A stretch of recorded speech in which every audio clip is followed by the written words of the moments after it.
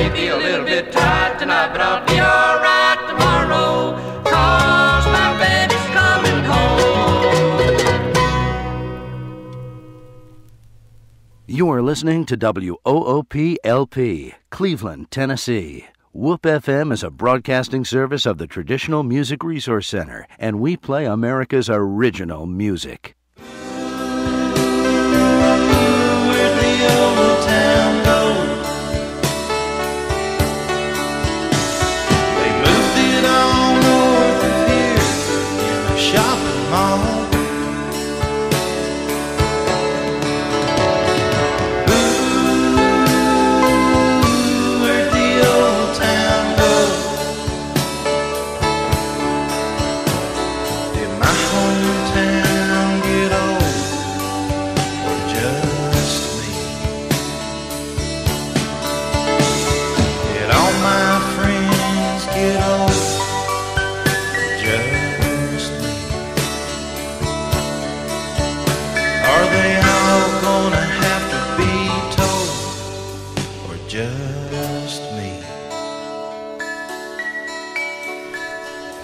Good morning and welcome to Old Town Cleveland here on WOOP FM 99.9, or you can go to the internet at www.woopfm.com. You can call us here at 614-5553. Good morning, Debbie Moore. Tell me what's going on. Good morning. Today is June the 6th, 2015, and we're glad to be back with everybody. We took a day off a very unusual day off. We usually don't take days off, but we took one off last Saturday and had some fun with the family, and we're glad to be back today. We're going to have a very interesting show today. We're going to be talking about the real Homer Simpson, not that little cartoon character, but the real Homer Simpson. And he was once police chief here in Cleveland, and he led a very unusual life. And as Ron said when he read the book, he said this needs to be a movie. The book is available at the Museum Center at Five Points. It's called The Real Homer Simpson. So get yourself down there, get a copy, and tell them you heard us talking about it on Old Town Cleveland. And the Cleveland Speedway is not racing tonight. It took a week off for Riverbend. Right. And next Saturday, gates open at 5. Racing starts at 7. It's a full, all classes will be racing next week. You can get that bodacious bologna sandwich down there. I knew you would come up with that. Knew that. And by the way, they have It's a Dirt Track Live DVDs and books down there available for sale.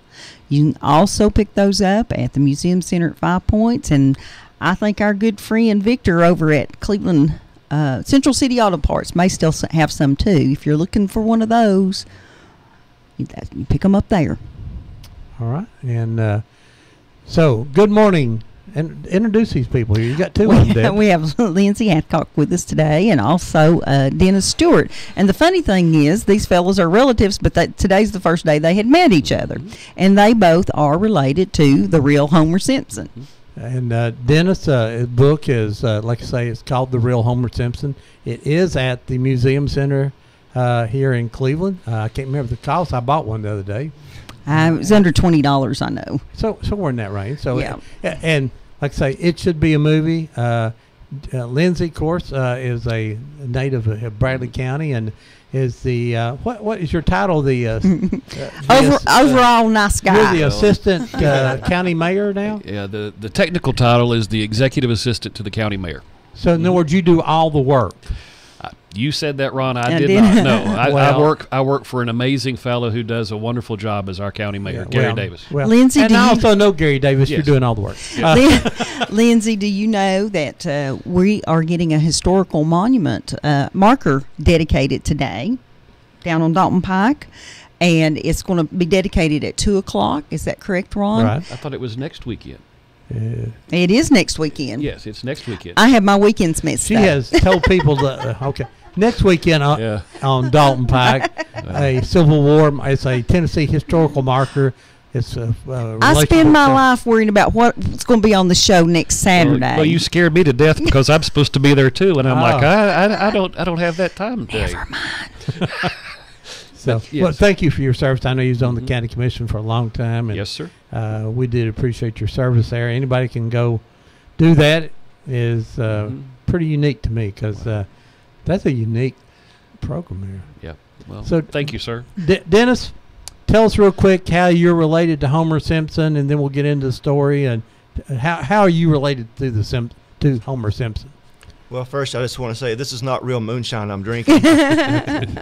He's got a Dew Shine, which is a Mountain Dew with him today, and I finally said, "What are you drinking?" I better put mine under the table.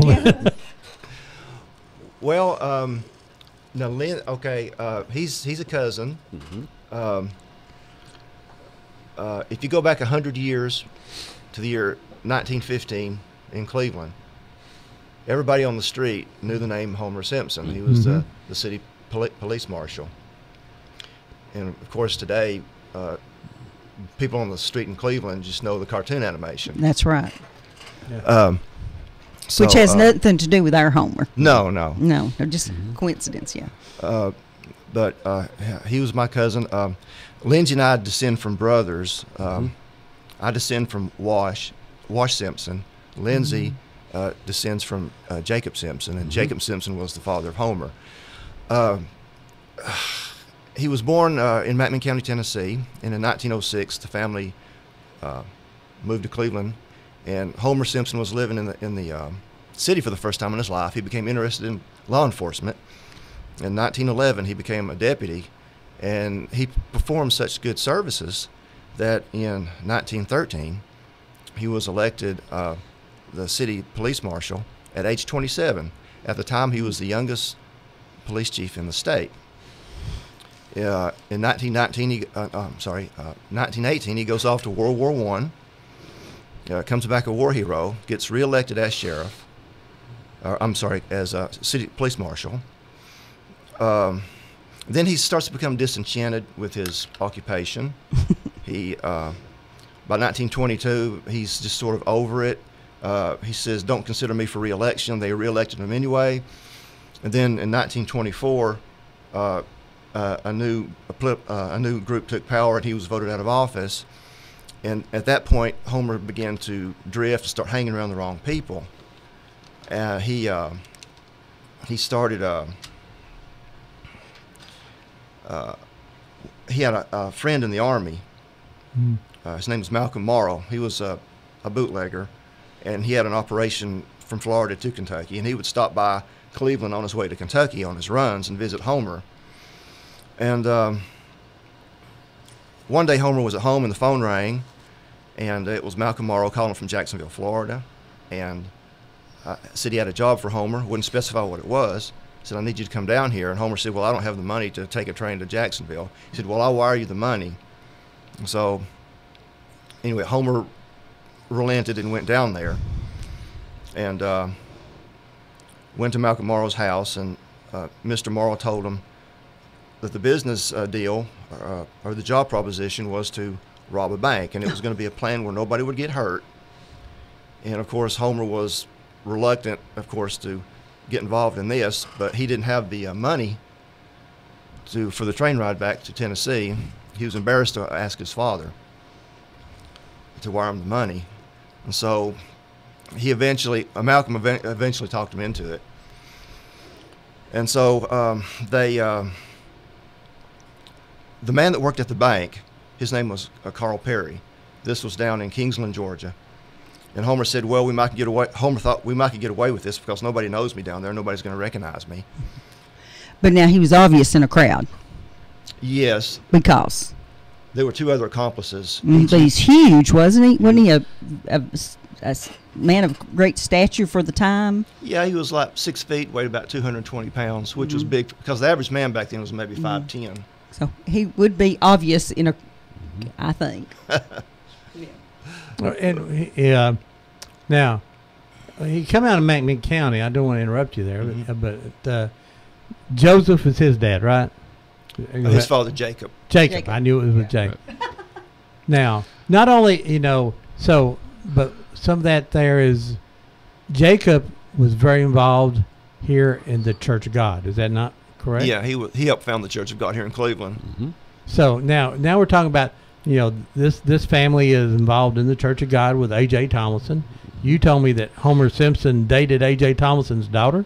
Milton, his brother's daughter. His brother's daughter. And what was again, this is just bizarre. I'm in a time warp, but I always remember my grandmother telling me that they did come from McMinn County in 1906, but she said it was on a Surrey, and it took them an entire day to come from the Bowater Road area to the area where Schimmel's Park is now at Lee, on the streets right off of 20th Street. That's where they ended up their home place. They had a cistern there, which cost Lee a considerable amount of money to divert to build all the new buildings, but that's where they got their water, and that's where they started in Cleveland in 1906. This is so neat. This is now.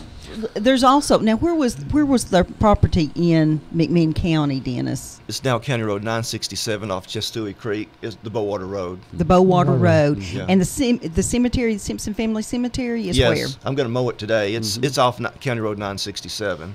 And you maintain that. Yeah. Yeah. Well, I appreciate that. And we're kind of hopping back and forth here, but Dennis also wrote a cemetery book that we can talk about in a few minutes. Oh yeah, and also this is an award-winning book now. He just got an award from the East Tennessee Historical Society for saving history, and thank you for doing that. And real quick, your involvement, Lindsay. I'm pointing. Everybody here on Radio Land, follow my finger. Lindsay's great uncle is Marshall Robinson. my uncle.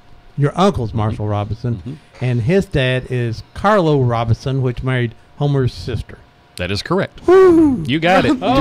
You're on a roll, Ron. Now, how many brothers and sisters did Homer have? He would know that better than me. There were 12 total that lived. 13. One passed away as a young child. So that's part of the story too. That's just heartbreaking when you start reading the book. You know, they're living in McMinn County, and one of the small children die. Of course, you know, dysentery and stuff like that. Children would be fine in the morning and dead by the evening in those days. And that just freaked Peggy out, because there is a picture of the entire family lined up holding that child before they buried it. Yes. And Peggy's like, they don't do that up north where she's from. Well, they did that up north. She just doesn't know, because a lot of times in the early 1900s there were no photographers readily available. They generally traveled through communities and set up a tent, and everybody got their picture made. Well, if your baby happened to die, you found the photographer. And we have in Ron's family pictures, there's close-ups of babies like that. That was probably the only picture they had of that child, which is absolutely heartbreaking. And we don't know who the child is. But was it little Belle? Little Belle, was her name. And so they lost that child. And did they lose somebody else? They lost a bunch of children. Oh, yes. Yes. Several sisters. Dennis, Jacob was very involved in developing the Church of God, but from your book I read, and I wouldn't have known that unless I read the book, that Homer didn't really follow that religious pathway as the family did. I mean, he sort of he was in and out of there. Disgruntled with religion. Is that what did I read that correctly in your book? Yeah, he eventually he had brothers and sisters who died. He had brothers and sisters who died at a very young age, and he eventually, and he eventually evolved into atheism. And he went through war. Yes, which will make you sometimes question things. I think. Yeah, but he was sort of a liberal of his day, and he didn't marry, but he had a lot of girlfriends. And some of those I read in the book that maybe were professionals. Professional girlfriends. Well, yes. What is that? What I mean, there's an allusion to that he. He was drawn to the nightlife. Yes. Yeah, he was. Yes. But now, as a young boy, a young man, he was well known for delivering groceries here in town, right? Yeah. And how did he do that? On a donkey. Oh. Yeah. Can you imagine? Here comes lunch on the donkey. That's how he met a lot of women in the city. The delivery man, the donkey delivery man. It was an Italian donkey. Yes. Like I say, big man, the youngest chief of police in the state of Tennessee at that time. He got cut real bad once too. How did that happen? Supposedly in a fight, but that's just tradition. I can't. What prove was he a chief of police during this fight, or? Oh no, that's when he was long before then. And I guess he was in his early 20s when that happened, when he got the scar. In fact, when he got in trouble, the Jacksonville newspaper called him Scarface because they really didn't know his name. They knew his alias. They said Mr. Howard, Scarface alias Mr. Howard. And so, and also, I think now he was chief police here for a while. Then wasn't he a deputy in Etowah for one of the bigs? yes. After he was voted out in 1924, he moved to Etowah, which is my hometown, and his first cousin lived there, which is my great-grandfather, and he actually spent the night in my great-grandfather's house, the house that I live in. But he was not policeman in Etowah, and there was an altercation in the railroad yard where he shot a guy, and that led to him being dismissed by Chief Biggs' evaluation. And so that's one of the Biggs boys from Polk County too. Yeah, I can't think with the first name out of the book there, but Birch Biggs. Birch, yeah. Mm-hmm. Yeah. Later sheriff of Polk County and legendary Biggs. And if you remember the Good Government League era, that would be Biggs were still involved in that. That's quite a story. Yes. But then after he leaves Etowah and moves to Hollywood, Florida, was a policeman down there, then comes back home. And so he was just burnt out on being a policeman, and he moves in with his father, Jake Simpson, on Peoples Street in Cleveland. Mm-hmm. And then him and his brother got caught and arrested for running liquor, and everybody was shocked because here's the former police chief being arrested for running moonshine. Yeah. Now in 1925, knowing some history, I don't know a lot, but the Church of God was just the Church of God. It wasn't what we know today as the Church of God, the Church of God of Prophecy. Right. Actually, it was A.J. Thompson then running the Church of God. So this is long before what we know the church is today. That happened in 1950 in the courthouse up here. Yes. That's where those two churches. So Marshall got involved in the Church of God probably through Jacob then, right? Jake paid the dollar deed to buy the land to put North Cleveland Church of God there. Okay. So, yes, they were there at the beginning when it came from North Carolina. And of course, Marshall was always active in the church. Mm-hmm. And now your mom is Marshall's baby sister. Mm-hmm. And then they have one deceased sibling, and that was Carlos Jr. They called him June when I was growing up. Marshall was the preacher. Carlos was the sailor. So some other ties there real quick in the community to Homer Simpson is that if you know Dale Hughes. Yes. His wife. Brenda is Marshall's first daughter. And then Bill Winter's wife is Karen. That's their second daughter. And then they had two sons, Eddie, who retired as the director of the Tennessee Public Service Commission. Yes. And then Dewey, who is the local region's bank president for Cleveland now. So a lot of ties to Homer Simpson still here in Cleveland, Tennessee. Mm-hmm. Still, and then, of course, McMinn County. And so inside your family, we're going to get into real depth in this, but inside your family, was this hush-hush, or is this something just everybody talked about always? You wrote the book. I'll let you go first, and then I'll tell you my version. Well, because different sides of the family may have handled it differently. Yeah. It depends on which sibling you're dealing with, because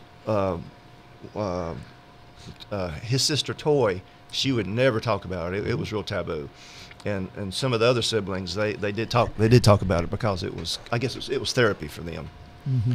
But my book is really like a story within a story, because Jake Simpson, Homer's father, and this is the irony of the tale, was a Tennessee representative in Nashville. Mm-hmm. And he was one of the people who voted for the 19th Amendment to give women the right to vote. Yes. Mm-hmm. You know, something we're very proud of. And that's sort of controversial too, wasn't it, at that time? Yeah, at that time. They only served one term. Him and the gentleman from Nyota who helped to vote for it, who got the publicity, but Mr. Burns. But yeah, they both didn't last too long in the state legislature. See, once again, that's where we go back to this family in this book, Dennis, ought to be a movie. I mean, literally, when you read it, you go, "There's politics, there's women, there's police, there's shootings, there's stabbing, then there's an electrocution later on of the person central character And of the it. church. And the church. I mean, this is you couldn't make this up. This is so. I know. And You can't make this up. It is an And- incredible story, and I'm just trying to get every little part of it just Sure. to set this up because I read it and I had to go back and read it again. Going that I read that chapter over, read that chapter over. Going, Well, this is so good. You ask about the family and the sisters and the siblings. Right. I went through on my way here, and my grandmother had a book of all of her postcards. Miss Debbie's looking through some, and she's actually I'm going to try to read this letter in a she's few reading minutes. the I'm not letter, sure if I can but make it you know, through it. it's it was devastating to my grandmother. I mean, she looked up to him, she loved and adored him, and remembered him in his glory days, as you could call them.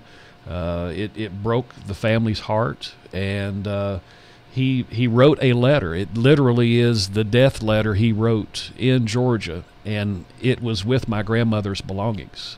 And we have it today. And, That's an unbelievable find, from a historian. And I know you have a lot of copies of letters that he wrote to people in your book too.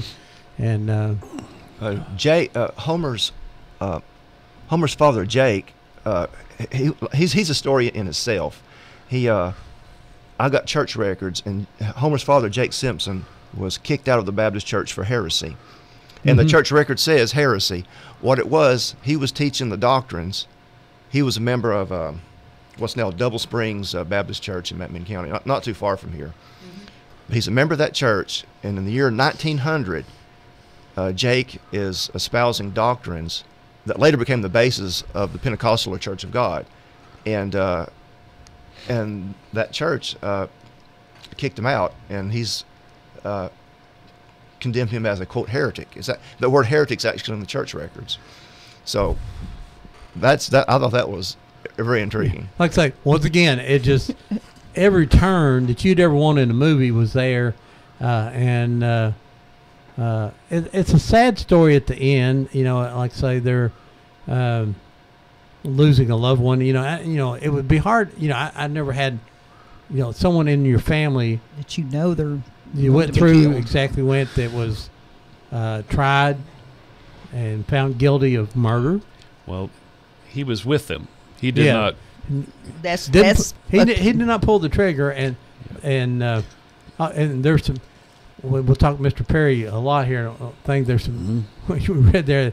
He probably wouldn't got shot if he had knew one thing. So they didn't mean to shoot him, and Perry must have been one tough guy. They shot him 3 times, and he kept on coming. So, but hey, Dennis, folks, we're I listening. know. Oh, go ahead, Ron. You're listening to Old Town Cleveland here on Whoop FM 99.9. And we're getting ready to open up the phones here at 614-5553. If I'd like to ask a question of these gentlemen or have anything you'd like to talk about, give us a call here at 614-5553. Dennis, I know that having written books, you have to rely on other people's memory and other people's research. And I know that there was a book written that you relied on heavily. And what book was that? Homer's father wrote a book called The Life and Fate of Homer Simpson, subtitled Electrocuted for a Crime He Did Not Commit. And writing this book was Jake's therapy for his son who was wrongly executed. And that formed a great basis for my book. And Where can I see that book? there's a copy at the Historical Library here in Cleveland. Okay. I'll be sure to go take a peek at that. I know that you reference it there, and then there's things in there that I'm thinking, like when he rode on the donkey to deliver groceries and he's making the donkey call. That's the kind of thing that comes from a family story book instead of out of the legal documents. So I figured that kind of thing is either Marshall had told you that or that you had read it in that document. Yeah, my books are a combination of documentation and family tradition that's passed down, which can be kind of dangerous because you know how relatives will argue, well, well, it happened this way or it happened that way. Well, sometimes you just have to tell both sides of the story and let the reader decide. Right. And you're right. Sometimes the family history too does not match the newspaper articles that you find, and they want to remember it their way. Well, Jake's book was written from a father's point of view, but I wrote the book from the perspective of someone from the outside looking in. My goal was to provide balance. And I think it accomplished that. But it is a very good read. And I wanted to read just a part of this letter, Ron, if the phone's not ringing. I'm Go going right to do ahead. that. And this, folks, you have to remember, he wrote this the day before his execution to his sister. And I'm going to read the first page and the last page. This is Homer Simpson's handwriting. Yep. The actual. With a with one of the fountain pens. It says, Tuesday, September the 10th, 1929. My dear, precious, darling, sweet sister, your good letter arrived. So glad to hear from you. Now, honey, cheer up and look to Jesus, and he will take care of you. Oh, darling, you are so precious and dear to me. I love you so good. Oh, how you have suffered, darling, and I know you will be sad, and your kind heart will bleed, but honey, Jesus will take my place. And then the last page, he goes on like that for 4 or 5 pages of telling her, to not be overly sad. And then it goes, I will be waiting for you, and I know you will come to live with me forever. So, sweetheart sister, be cheerful and don't worry for me. We shall meet to never part again. So lots of love and kindness. Goodbye, but not forever, to my darling sweet sister. I will ever be with you in my love and prayers and thoughts. Of you till death, Homer Simpson. Which sister is that written to? Ethel Elizabeth, my grandmother. Oh, okay. And this came out of Lindsay, and this is another reason to go through all of those boxes when you start throwing away stuff in Grandma's house, that you need to make sure that you don't throw away such a precious thing as this. And it was postmarked in August of 1929. I don't know how that... Well, they may not change their postmark. Because it was only addressed back in the day of Cleveland to the barbershop. Oh, I love that. Yeah. Yes. It says Mr. and Mrs. C.H. Robertson, Acme Barbershop, Cleveland, Tennessee. Where was that, Lindsay? It's at the corner where Pioneer Credit is presently in Miller Real Estate. Miller Real Estate would have been Carlos Robinson's barbershop. The building's still there. Thank you, Debbie. And now, Well, let's talk about Carlos. His visit to Carlos. Homer, when he got ready to head off to Florida, Dennis, correct? He went Yes. by and saw would that have been his brother-in-law? Yes. And what was their conversation like? Well, he went to see his brother-in-law Carlos at the barber shop, and he goes in, and I think it's Marshall that told me this, that Homer goes in and tells Carlos, "Hey, I got a job down in Florida," and then Homer showed him. Well, Homer showed him his gun. Homer showed Carlos his gun, and because Homer knew that anything involved with Malcolm Morrow, you better take a gun with you because there could be some trouble. And Carlos said to Homer, "Well, if it's that kind of job, I don't think I'd go, Homer." And Homer just smiled and said, "Well, I'll see you in a couple of weeks." Yeah. Is that pretty much what? That's Marshall what I've said? always heard, and if I can just throw something in there as please well throw in all the family stories. I'm just thinking of people today. I mean, it is true it could be a movie. It is true that nothing could be written that would make it like this, but the common thread through it all is the new people graduating, the new people starting their lives, people in middle age, and those that are older. It's choices, and it's who you associate with. I mean, they can make you, or they can take you down. Either one. Choose your friends wisely. That's exactly right. and something that our age people will not realize, this was 1920s. The economy was not good. There was not a lot of jobs. Nope. When Homer worked for the police department, I'm sure he wasn't making huge money. The city officials didn't make big money like they do now. and county assistant He's just county green. executive. Yeah. And things Yeah. make the big money now. But Homer was out of work and hard times. Mm-hmm. So, we don't know. We've never had to live through what would we do or how could we end up if we were in those tough times and making that one wrong decision, and then the murder itself was just it's like I say. Let's get in that. Carl Perry worked for the bank in what city? There'd be Kingsland, Georgia. Which is right down near the Florida line, is right? Yes. How far from the Florida line?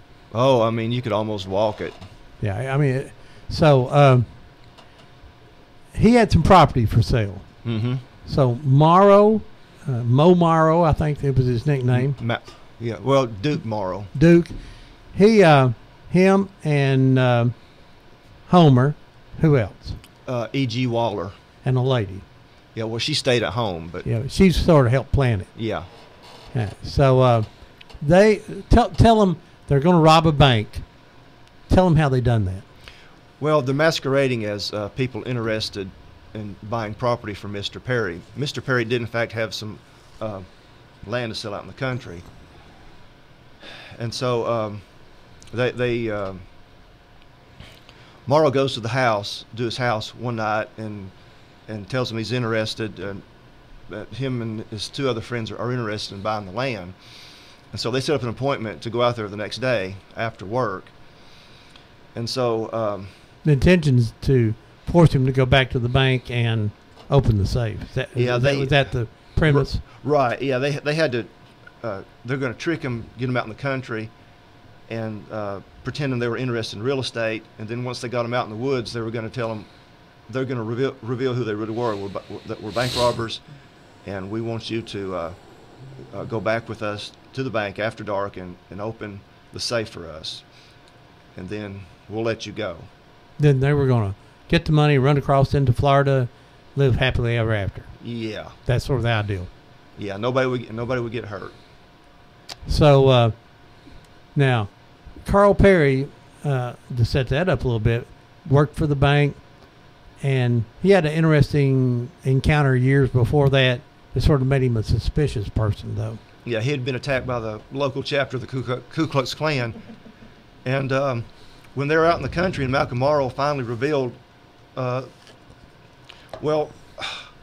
Perry was sitting on the driver's side of the car in the front seat, and Malcolm said, "Well, it's about to get dark. It's about to start raining. I need to make my move," and so Morrow puts his hands on the car door and opens it and says, "Get out, Mr. Perry. I need to talk to you for a minute." And then just a rush of adrenaline goes through Perry, because he knew something was wrong about the situation. And he thought these men were the KKK who had lured him out in the woods, and they were going to whoop him again. And so he gets out and pulls out a knife. And Morrow was a policeman in the military, so just on a police instinct, Morrow pulls out his gun. But even though Morrow is holding a gun right at him, Perry advances towards him with a knife. And so he warns him to stop. "I don't want to have to hurt you." He keeps coming at him with the knives. So Morrow fires the first shot, grazes his leg. Perry keeps coming. Then Morrow fires a second shot, knocks the knife out of his hand, which takes off one of his fingers. And then Perry is in a panic mode. He's been shot twice.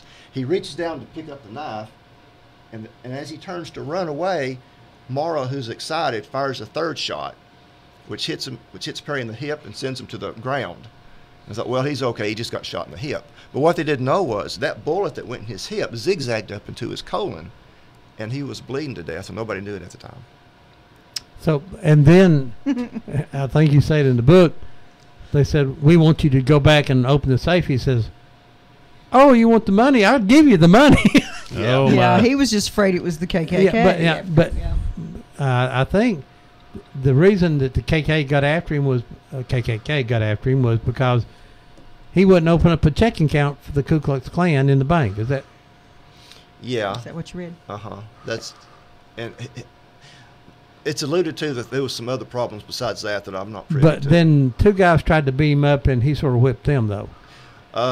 Yeah, that was after he refused the Klan to open their account, and they waited for him at his house. And So he was afraid of every day that the Klan was coming to get him and his family all the time. yeah, Because he had refused them and he whipped a couple of them, and yeah. so And he thought Homer and Waller and Morrow were the Klan, and Homer was hollering for Morrow not to fire, but it was too late.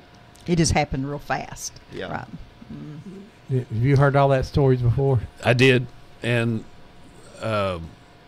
not to that detail. So this is a learning experience for me too. I'm trying to get my family to listen into your program, so keep telling where it's at on the internet here. It's at 99.9 or www.whoopfm.com, and you can go on. You also can enter the chat room and ask questions here, and you can see Mr.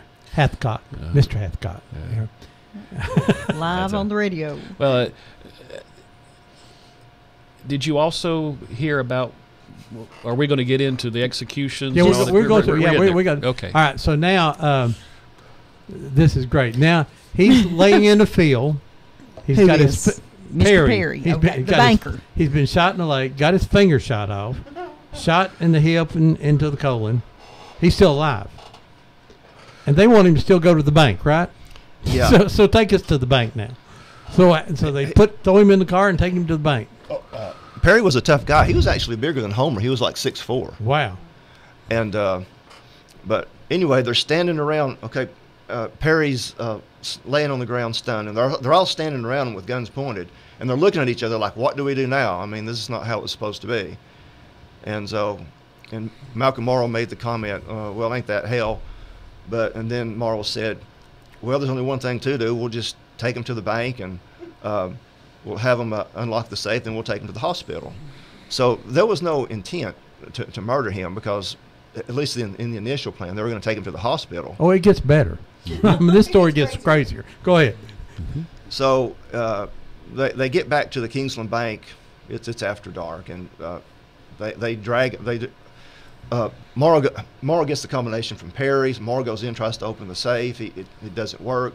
So he goes back out and says, "Did you give me the right combination?" He said, "Yeah, well, I couldn't open the safe." "Well, you're going to have to come in and open it for me." So they drag Perry into the bank, and they put him down on a stool in front of the safe, and that must have been painful, because he had a bullet wound in his hip. Absolutely. He's shot in the hip, finger missing, shot in the leg. You know, He's a tough guy. I've been calling 911. Go ahead. But anyway, he gets the vault open. Homer and Waller go outside to be lookouts, and so Morrow's rummaging through the safe to get the money, and Perry's sitting there trying to keep conscious. He notices a Bowie knife up on the shelf, and he's thinking, "Well, this might be my only chance to escape." But Morrow's very alert, although he doesn't seem like he's paying any attention. So Perry reaches for the Bowie knife, and then Morrow knocks Perry over the head with his pistol. And so then they get the money, and they put Perry in the car. By the way, there's two cars. Waller's in one car, and Homer and Malcolm and Perry in another car. And those cars got illegally in some cases. Well, it's a long story how they got those cars. I mean, they're Stolen cars. trickery. They were not stolen. They were trickery involved. Exactly. As Ron was reading the book, and then he would share with me what he had read, I said, you know, if this wasn't a real story, I'd say this too many crazy things have been put in the story, but it's all true. Wait a minute, it gets better. But didn't one of them want to leave him in the safe? Yes, that was Waller, who was the least scrupulous of the bunch, but that offended the morality of Homer and even Malcolm Morrow. We can't put this man in the safe. We shot him. Let him bleed to death. So now they're going to take him to the hospital. Now they've shot him. They got how much money? They got like $3,000, which today would be equivalent to maybe $30,000. Maybe I'm not sure about that. Not worth being fried over. In the 20s, $3,000 was a lot. I mean, you worked for $2 or $3 a week. Yeah. I mean, jobs. $3,000. They got $3,500 out of that safe. Yep. My grandmother got 25 cents a day at Hardwick Woolen Mills.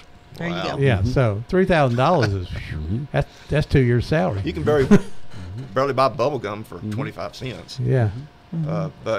So anyway, they're speeding towards the Florida line, and it's night, it's raining, and And they're taking him they're trying to get away and going to take him to the hospital. They intend to take him to St. Vincent's Hospital in Jacksonville, which is a far away. I mean, for somebody. But who's they're been nice shot. guys.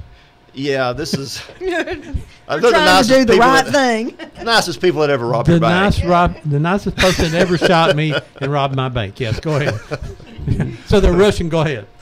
Yeah, it's night. It's raining. Okay, Homer's driving. He's not familiar with the roads. There's curves in the road. And so they had windshield wipers, but the cars back then didn't have defrosters. And so Homer's struggling to, and he's driving fast because he's all nervous and anxious. And then they go off the road and wreck. And that wreck actually gave Perry a needed rush of adrenaline. And so, anyway, that disabled. I think they pushed the car back over, and then they took off again, and they wrecked again. But this second wreck was more serious, and Homer's nose went into the windshield.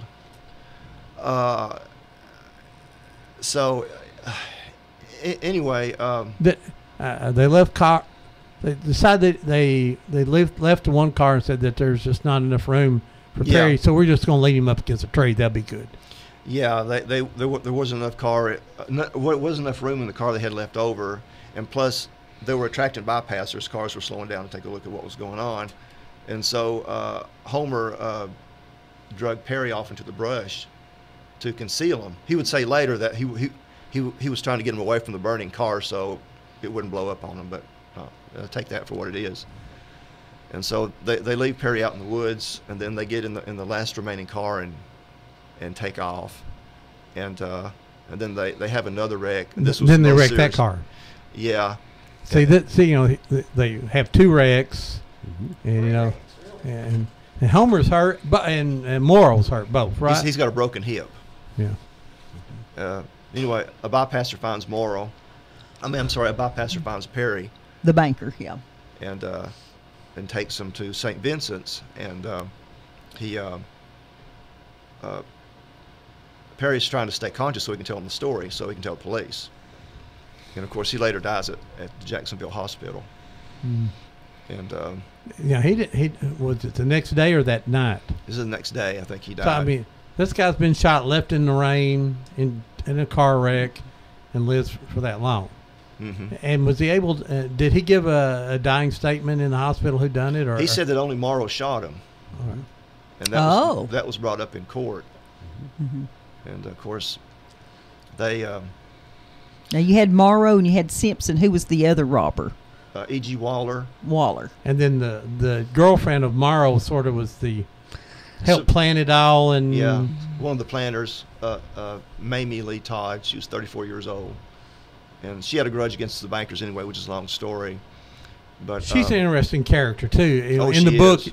there are more details about these characters, and you go, "Oh my God!" Just Ron, for someone that's just tuning in 5 minutes, tell what we've talked about so far, starting with who we're talking about, where he was born, and walk us through it. okay. The Real Homer Simpson is a book written by Dennis Stewart about a true story of Cleveland, Tennessee, which involved a former chief of police, two-time chief of police here. Is that wasn't his title at that time? it was city marshal. City But it marshal? was the same difference? Same Yeah. thing. Yeah. Okay.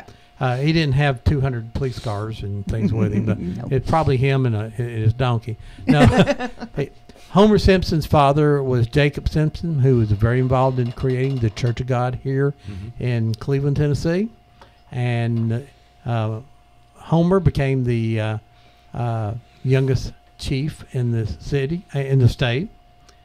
He later lost his job here. Politics changed, and he didn't get reelected or reappointed.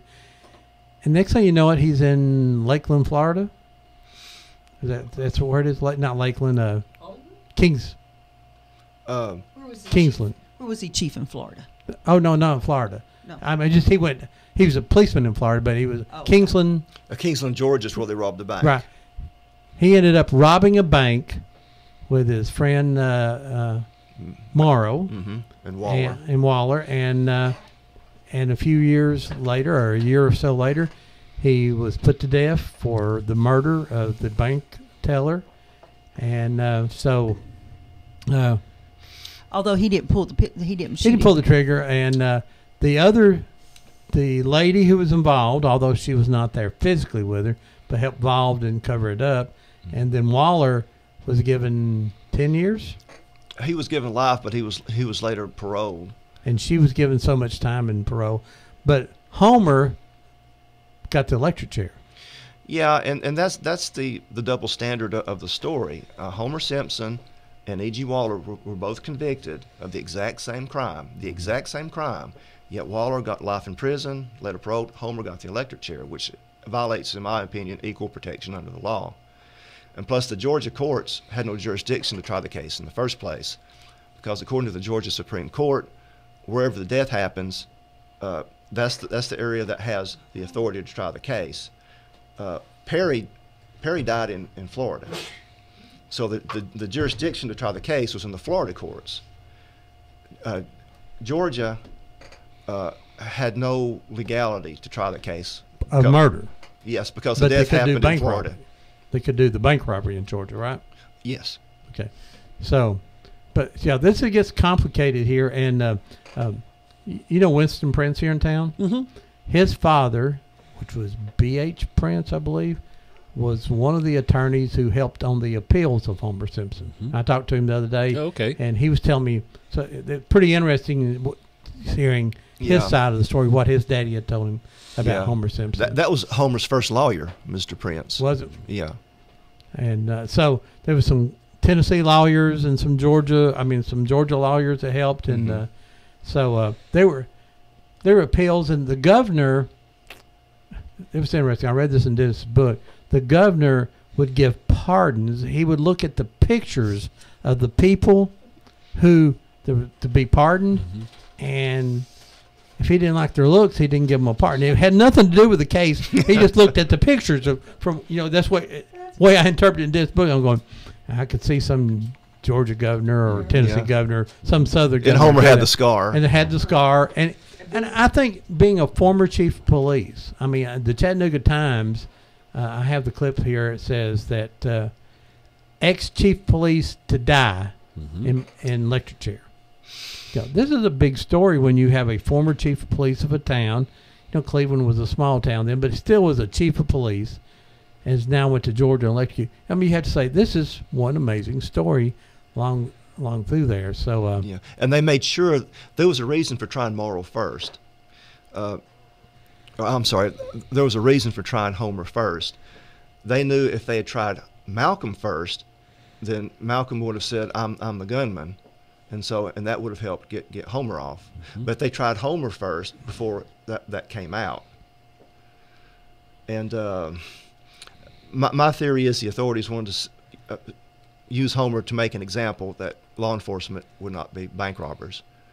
They were making him into an example. I think so too. Up on the screen right now, if you're on the internet, that is Jacob and what's her name? Julia. Julia. Simpson. That's Homer's mother and dad there.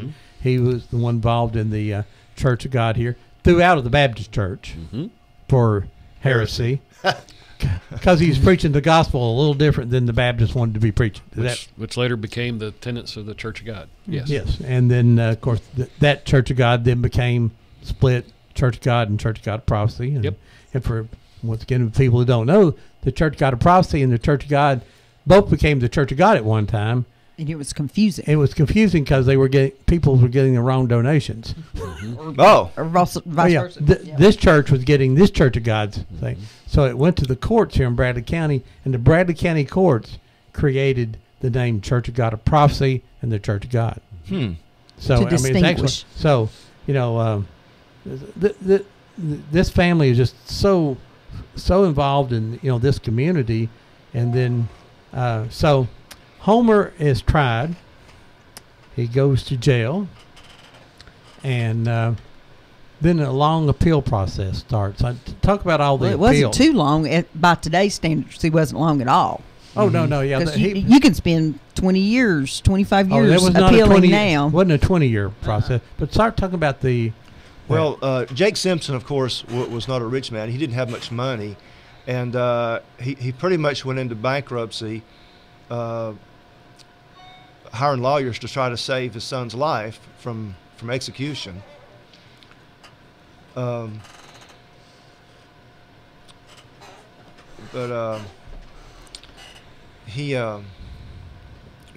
But Homer converted to Christianity when he was in the jail in Waycross, Georgia. That was obvious from his letter to his sister, I think. Yeah. And he held out hope right to the end. His initial lawyer, Mr. Bennett, and this is a strange twist to the story. There's another twist.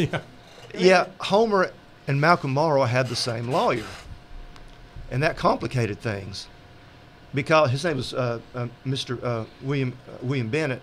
Could be a conflict too. Well, Bennett had to defend Homer without compromising the case with Malcolm Morrow, and that caused a conflict of interest, which weakened Homer's case.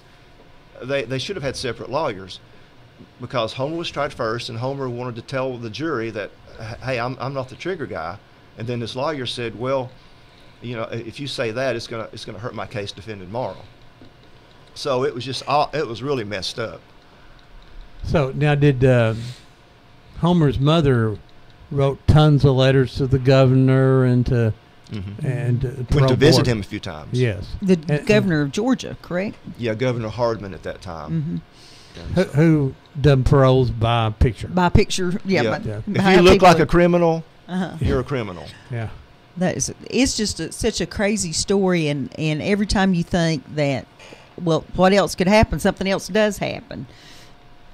And we'll get to the electrocution here after the second hour. We're going to save that towards the I don't want to call Now, it the big we've- bang of the story, but We just showed his parents, and their names were what?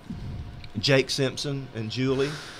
Okay, and they are buried at Fort Hill beside Homer Simpson. Yes. and the sister, I think there. I don't know about that, Homer's Ron. sister. Yeah. I don't. I would think there are other Lily. family Lily. members. Lily, yeah. Other family members there.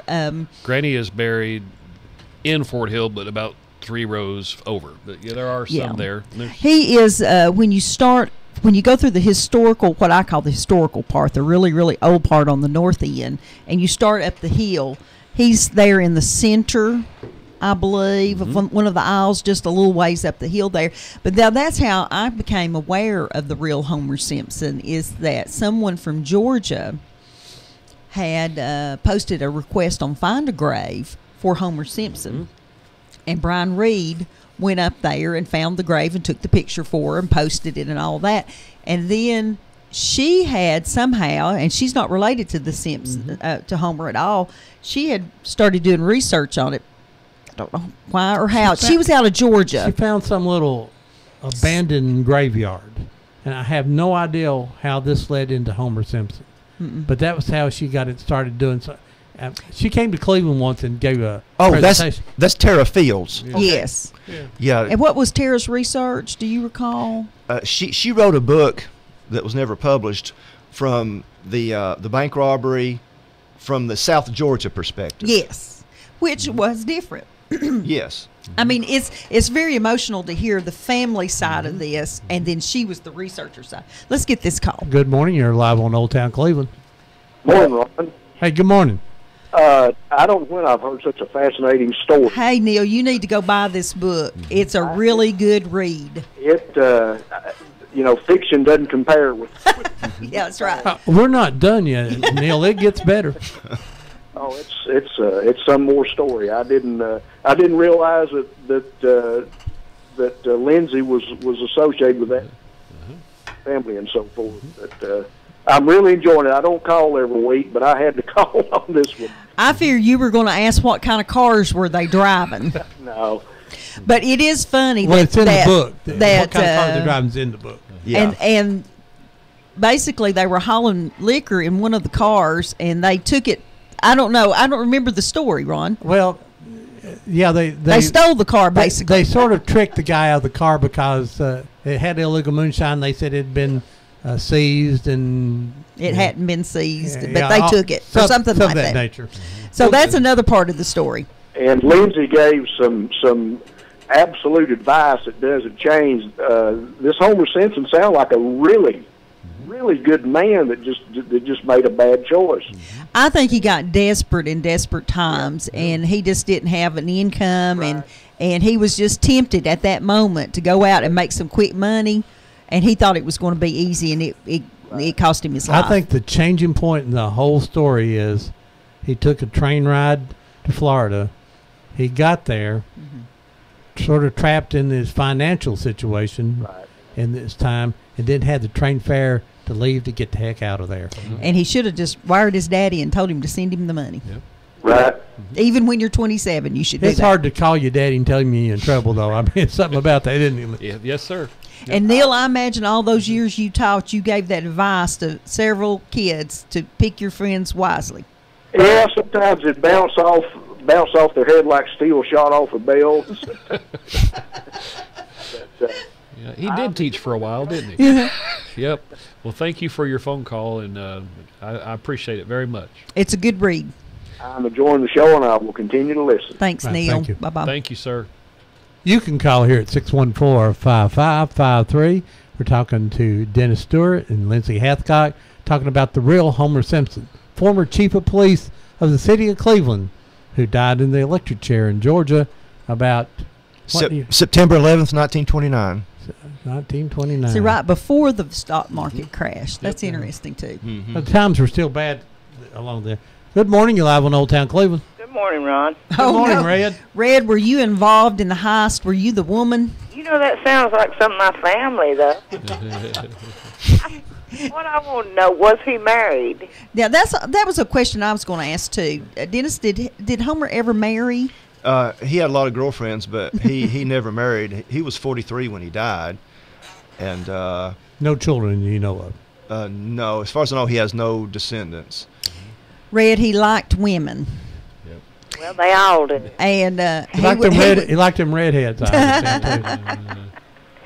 Hey, Doug Mizell put on a good show last week. Well, we always appreciate Doug. When we need a day off, we can call Doug, and he can come in and talk about something. So we really appreciate him hitting for us on those days that we want to get away. Well, I just want y'all to know he done a Well, he always does. All right. Thank you, Red. Bye-bye. I wanted to tell everybody while we're quiet here for a moment that the Black Fox United Methodist Church, of course, down in the Black Fox community, will be having a fundraising barbecue. Ron and I went one year, and the eats and the company was real good. They'll be doing that Saturday, June 6th, which is today, Ron, 5 to 8 p.m. I believe it's $8 for adults, and children are can eat for $4, and then Heartstrings will be playing music. Is that our friend Jerry Lance? Jerry Lance, sure is. And it's down in the Black Fox community. You turn off South Lee Highway there where the little burger trailer is. And Quick Burger. the Quick Burger, and follow the signs. And they would love to have you join them, and some good music and some good barbecue. You're making me hungry already, Miss Debbie. Oh, yeah. Right. Hey, That's folks, one of the benefits of this job. We always know the good places to eat. It's the top of the hour, and we always take a little break here. And we always try to remember those in our community that's passed. And Elizabeth Carson. Elizabeth served as County Court clerk for a number of years. She worked She for was Joe she Talley. worked there, and then she was elected to that position. Elected and reelected, I And believe. Very involved in the McDonald Ruritan Club down there, and she'll surely be missed. And Great historian. I believe, Ron, we knew at least her father and maybe her brother, Jack. we knew her brother Jack, and I think that we Walt originally Carson. Met maybe Mrs. Carson too. Yeah. But Walt Carson with her father, a very I'd say- prominent family down there. And there are other people that passed. We always play a song called Gone Home right after our few commercials. And then we'll be back here with more interesting stories about the real Homer Simpson. And let me find this button here, and then I'll... Push all of them, Ron. Push That's all good. of them. Here we go. You are listening to WOOP-LP, Cleveland, Tennessee. WOOP FM is a broadcasting service of the Traditional Music Resource Center, and we play America's original music. Check into Checking to Cash. The cash you need is closer than you think. Get an auto title loan today for up to $2,500 at Check Into Cash. You drive home with the cash in your pocket. Visit Check Into Cash for an auto title loan today or get a payday advance for up to $425. Call toll-free 877-262-CASH. Title loan amount determined by value of car and ability to repay. Borrowers often use payday advances over a period of months, which can be expensive. Restrictions apply. See store for details.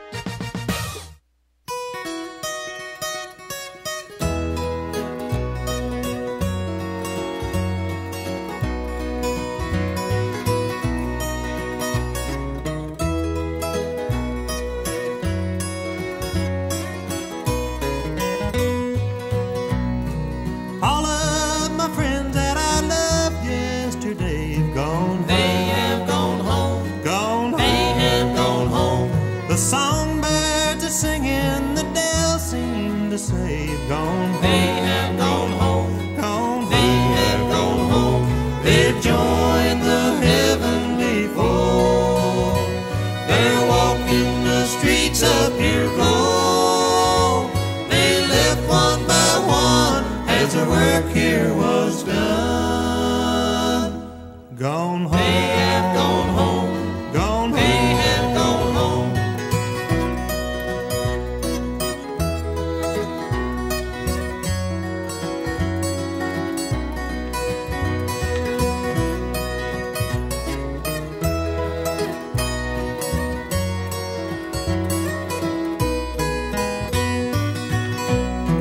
Life here is lonely since they've gone before. Gone. They have gone home. Gone They have gone home. The old weeping willow that stands by the door sadly sighs. They have gone home. Gone home. They have gone home. They've joined the heavenly fold. They're walking the streets of pure gold. They left one by one as the work here was done. Gone home. They have gone home. Gone home. They have gone home.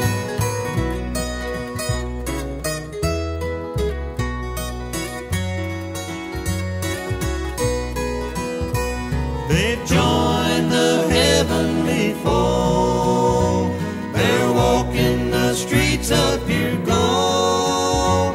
They left one by one as the work here was done. Gone They home. have gone home. Gone They home. have gone home.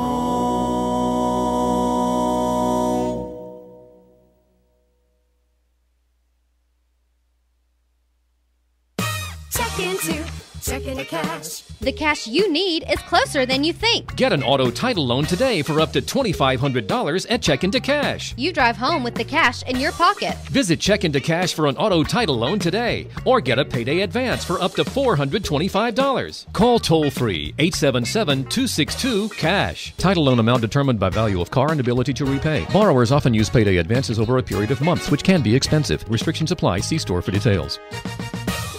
No dealers allowed.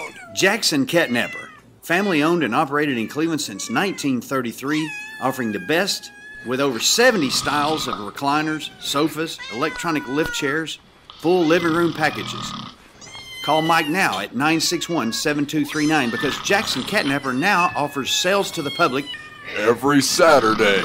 That's right, every Saturday. from 8 in the morning to 1 in the afternoon.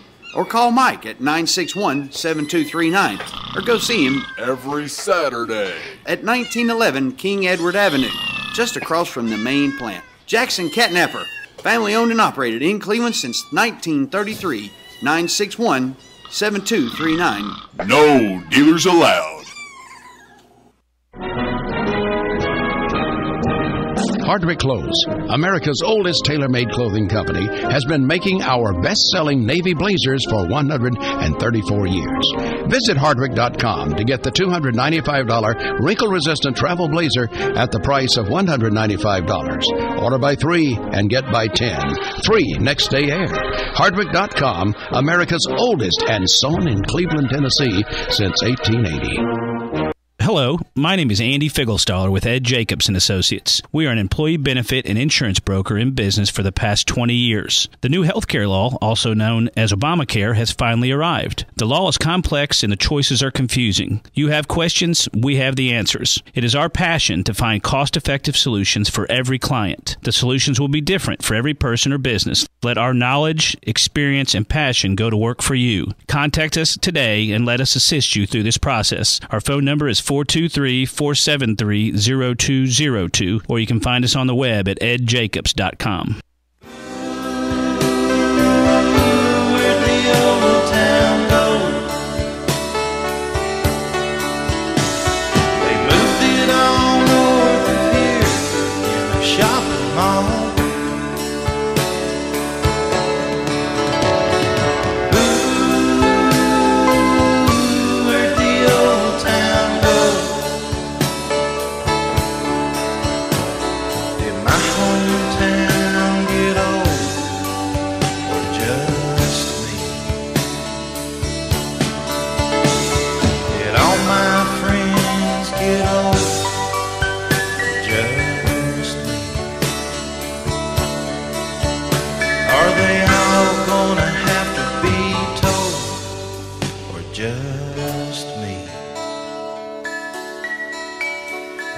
Welcome back to Old Town Cleveland here on Whoop FM 99.9, or you can go to the internet at www.whoopfm.com. You can call us here at 47.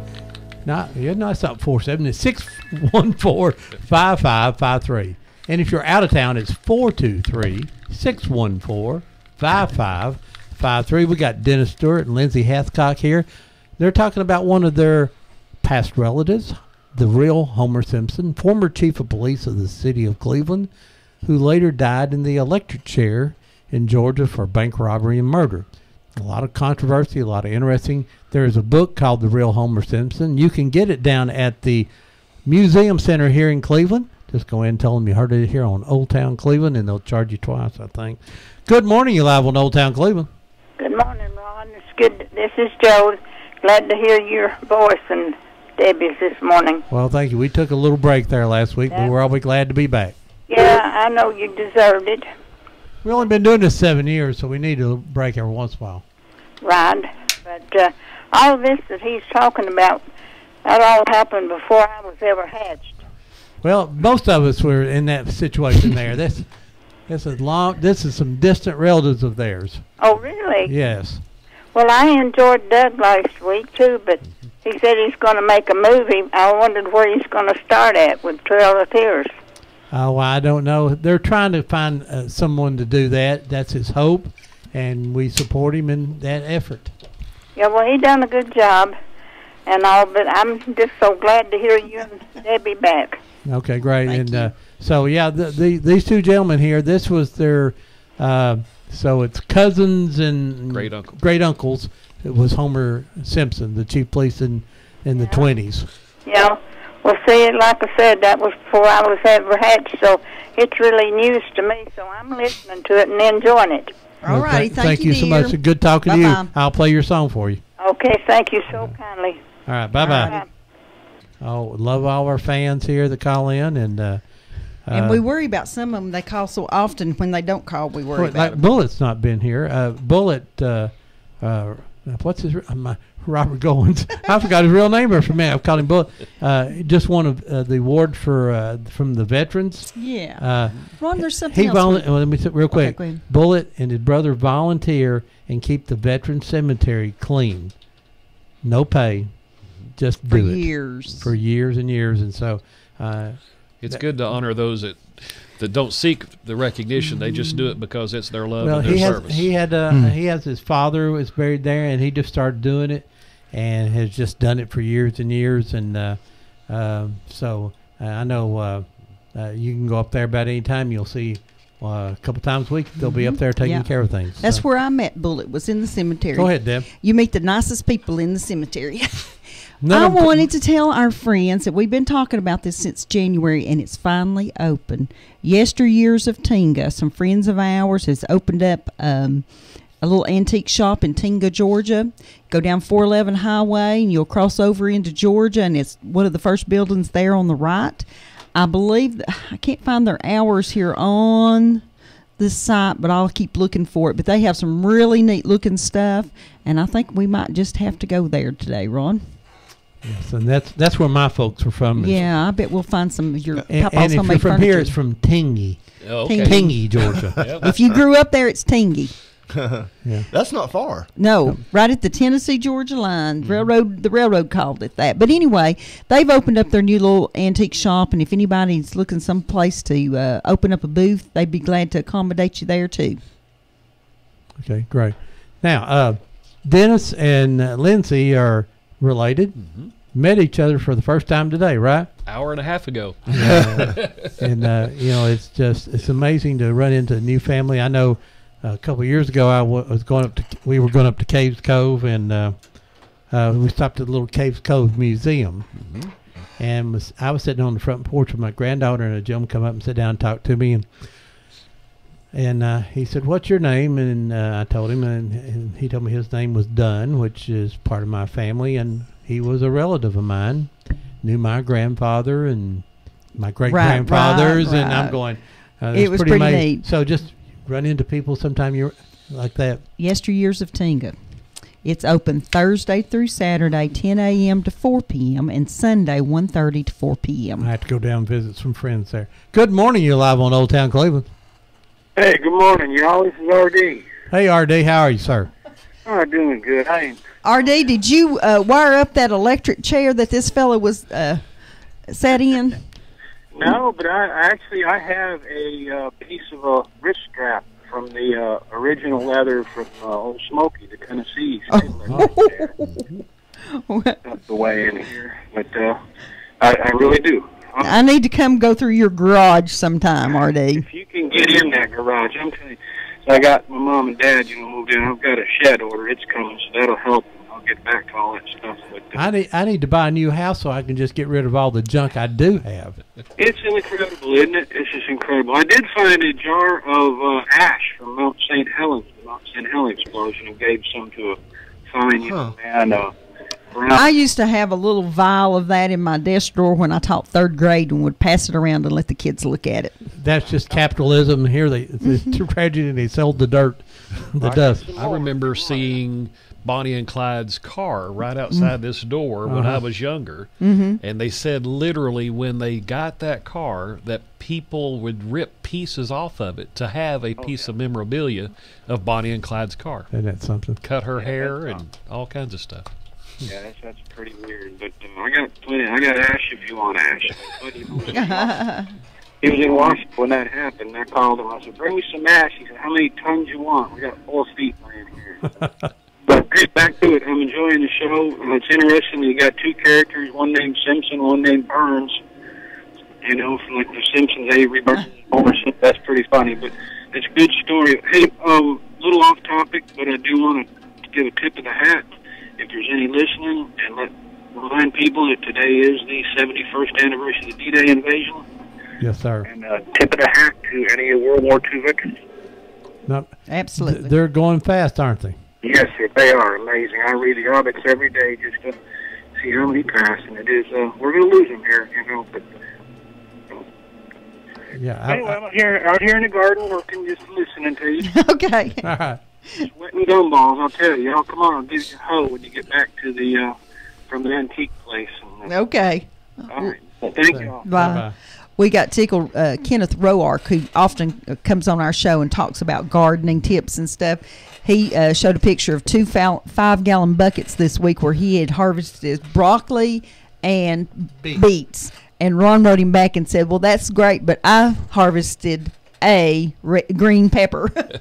one green pepper, and it was really good. Show off. That's all he was. But we always enjoy him being on the show too. Right. Let's talk about the execution. Well, before you go on, go ahead. Marshall, your uncle,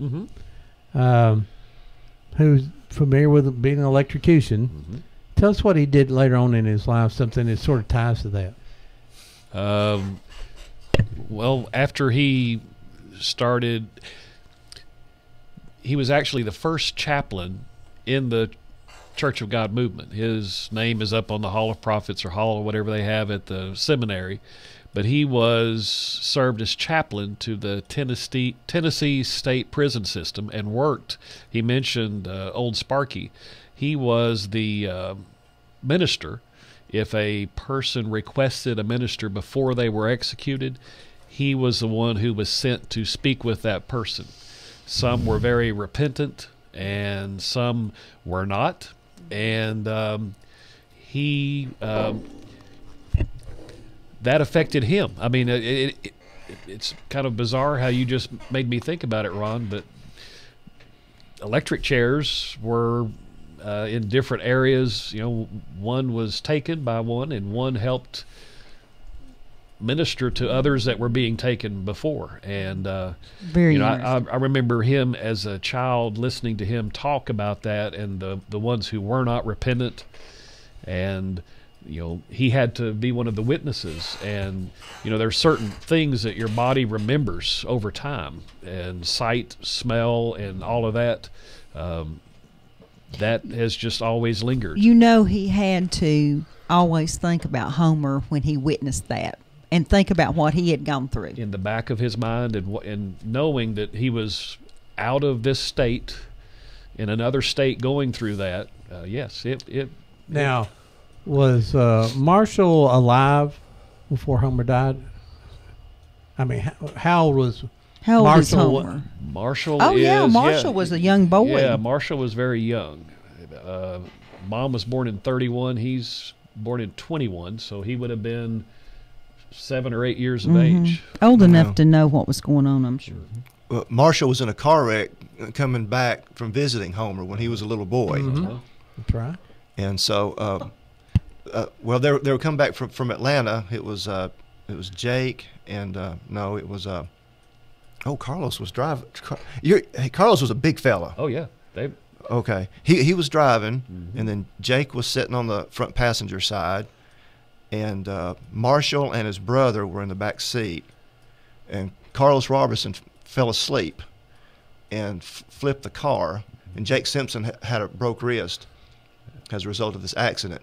The wreck, the car they were in had like a felt top, and it was just a miracle that Marshall and his brother didn't die.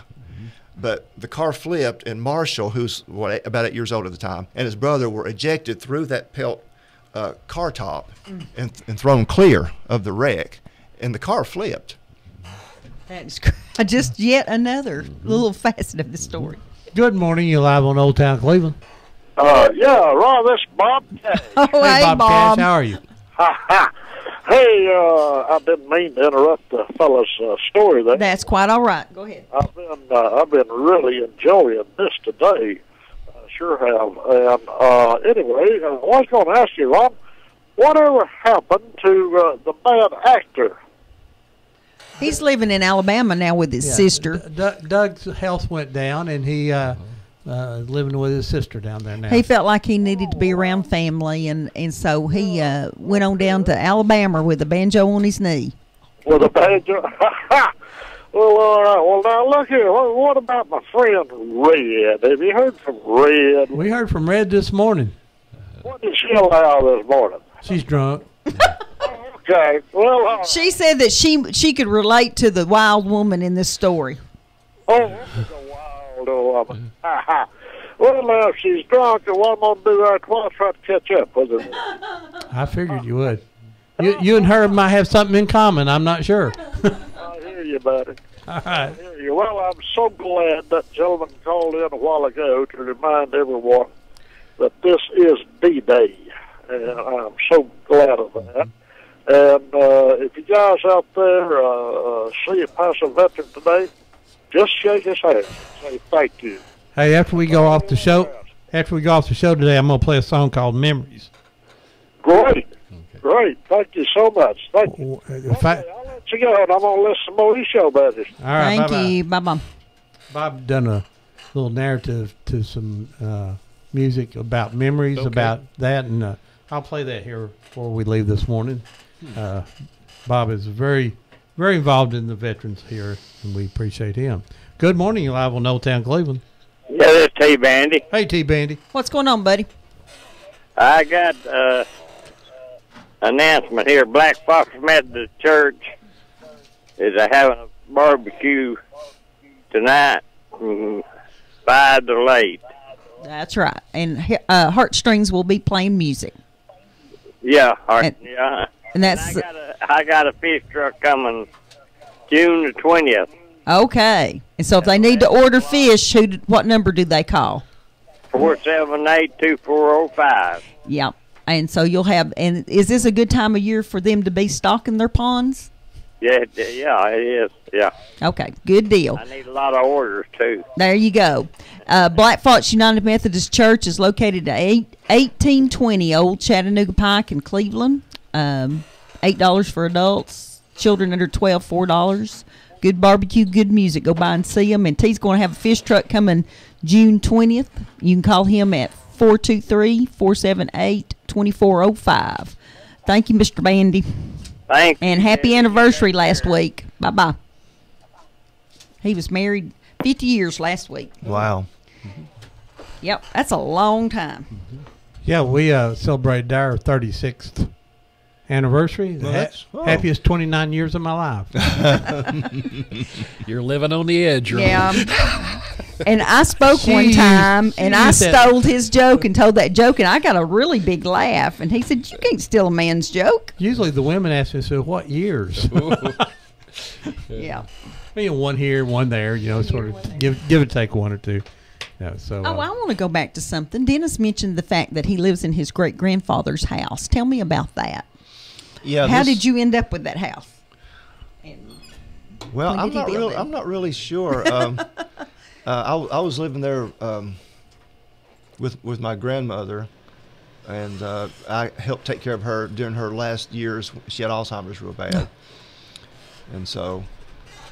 But it was great grandfather. He was James W. Simpson, and he was the first cousin to Homer Simpson.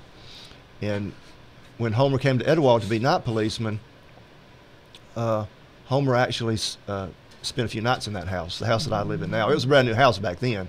It's bad shape now. It's like built 1921, and so. So it was built.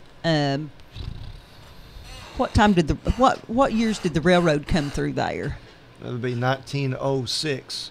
So it was one of the later houses probably associated with the growth with the railroad, do you think? Yeah, all my people come from Georgia to work on the railroad. Right. Granny used to tell us that they, Simpson, when she was younger, they had Simpson Sogrum and Simpson brooms. And the kids would help put together those, and they would sell those to help make money too. So, now where did Jacob live here in Cleveland? You told me earlier, but Peoples Street. It was off. They close to where Schimmel's Park is now, presently right off of 20th Street, and then my grandmother moved up to Carolina Avenue, and then after my grandfather passed away. She sold the home place and had a home on Ball Street. So that one little area is okay. Is her house still standing on Carolina Avenue? It is actually, and I noticed it's for sale again. The big white 2-story house.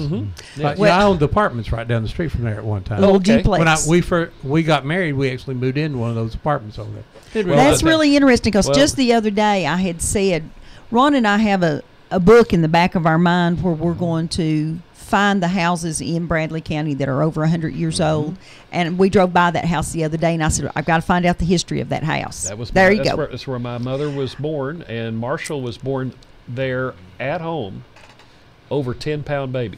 Wow. And she walked, and side story, she walked from there to Acme Barbershop when he was a week old, pushing a buggy with him in it. So the buggies weren't the little fold-up collapsible ones either. When after that was the first time she ever needed a chiropractor, which goes back to my previous profession. But all of that was wow. It was just a different era in time. I mean, now, what's the history of that house? Do you know? I mean, if Marshall was born there, he's 90 something. 21. I think from what I remember being told as a child, they bought that and the land that almost goes to Brown Stoves. I think Yes. those duplexes Yes. were actually the land was given to Marshall, and he built the duplexes. I think so. And Mother bought a Pontiac Yeah. with her money and my dad. But I think they paid about $750 for that whole portion of town with the 2-story house, which very few people had those. I'm pretty sure that we I'd actually take bought the I'd take apartments 3 from of Marshall. those right now, wouldn't you? Yes. Yes. So that's interesting. If you're Very if you're on the internet right now, Small world. and listening to us, the picture there is Homer Simpson when he was chief of police of Cleveland, Tennessee. There and Big badge, boy. I yeah. know that Lindsay would like to have that badge. Oh yes. And one I found interesting in the book, one of his main things he wanted to do when he's chief of police was straighten out the parking here in Cleveland. We could use a need good him man back. like We need him back. Homer right. Simpson. He actually created the angle parking in downtown Cleveland. I'm going so interesting that to go back and see this history and then I'm wondering now what in the 20s, right? Mid 20s was when he was police chief. His last terms. Yeah. Was he the only policeman? Surely there was someone else. He could be one of the few. They had I more of mean- a marshal type system, as you said, and they probably had a sheriff. By then, they had a sheriff.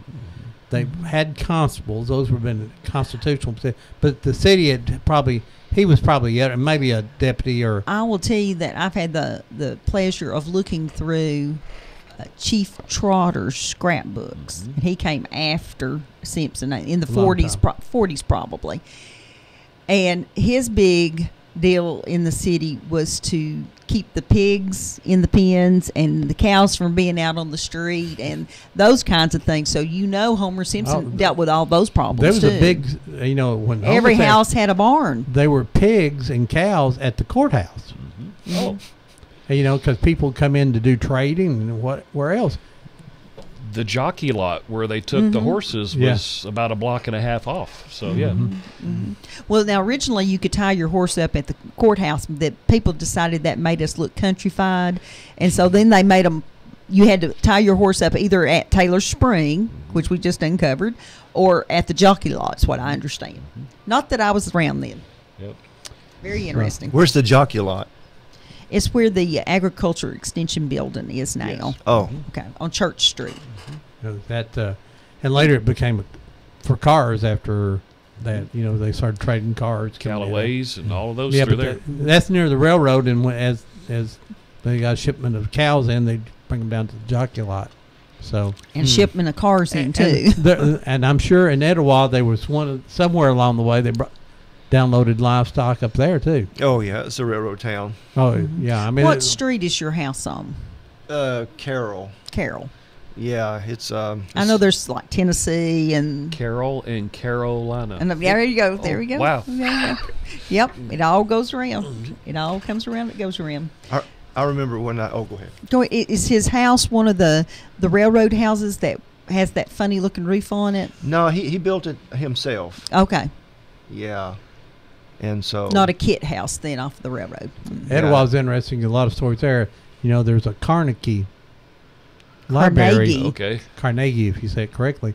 Carnegie Library. He donated 4,500 libraries in the nation, and we had 4 left. 4 left in Tennessee, and Etowah's one of them. Yeah. There's some buildings left, but they've converted into other things, but it's still a library, and the city shares it too. I believe. I was there last night talking about the book. In fact. Oh, great! Yeah. Because we're celebrating 100 years. Mm-hmm. Carnegie Library. We come 100 up to years.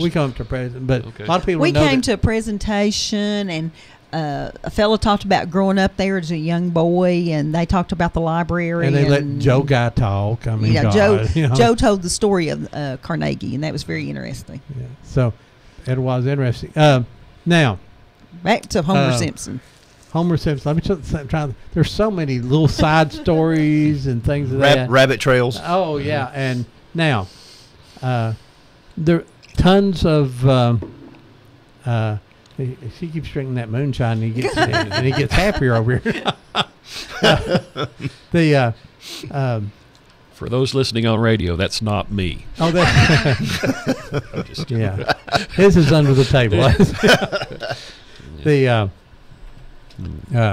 You can let me tell the phone number. Everybody says I don't say it enough. 614-5553 if you'd like to call and talk to Dennis Stewart or Lindsay Hathcock about Homer Simpson. And I might mention, too, that Dennis has documented all the little small cemeteries in McMinn County. For those of you who call in and ask me where the cemeteries are in McMinn County, and I tell you I don't know anything but Bradley County, now's the day to call and ask Dennis. He might give you directions. Yeah. My book's called Briar Rabbit in the Cemeteries. Mm-hmm. Oh, good. Yeah, where is that available at? The Historical Society at the Athens Courthouse. So you had to see Fred Underdown, right? Right. Oh, well, that just ruined it for me. No, Fred's a good guy. I want to mention, too, while this crosses my mind, Monday at 11 o'clock at the Hiwassee Center in Charleston. You sure you got the date right? I'm sure I got the date right.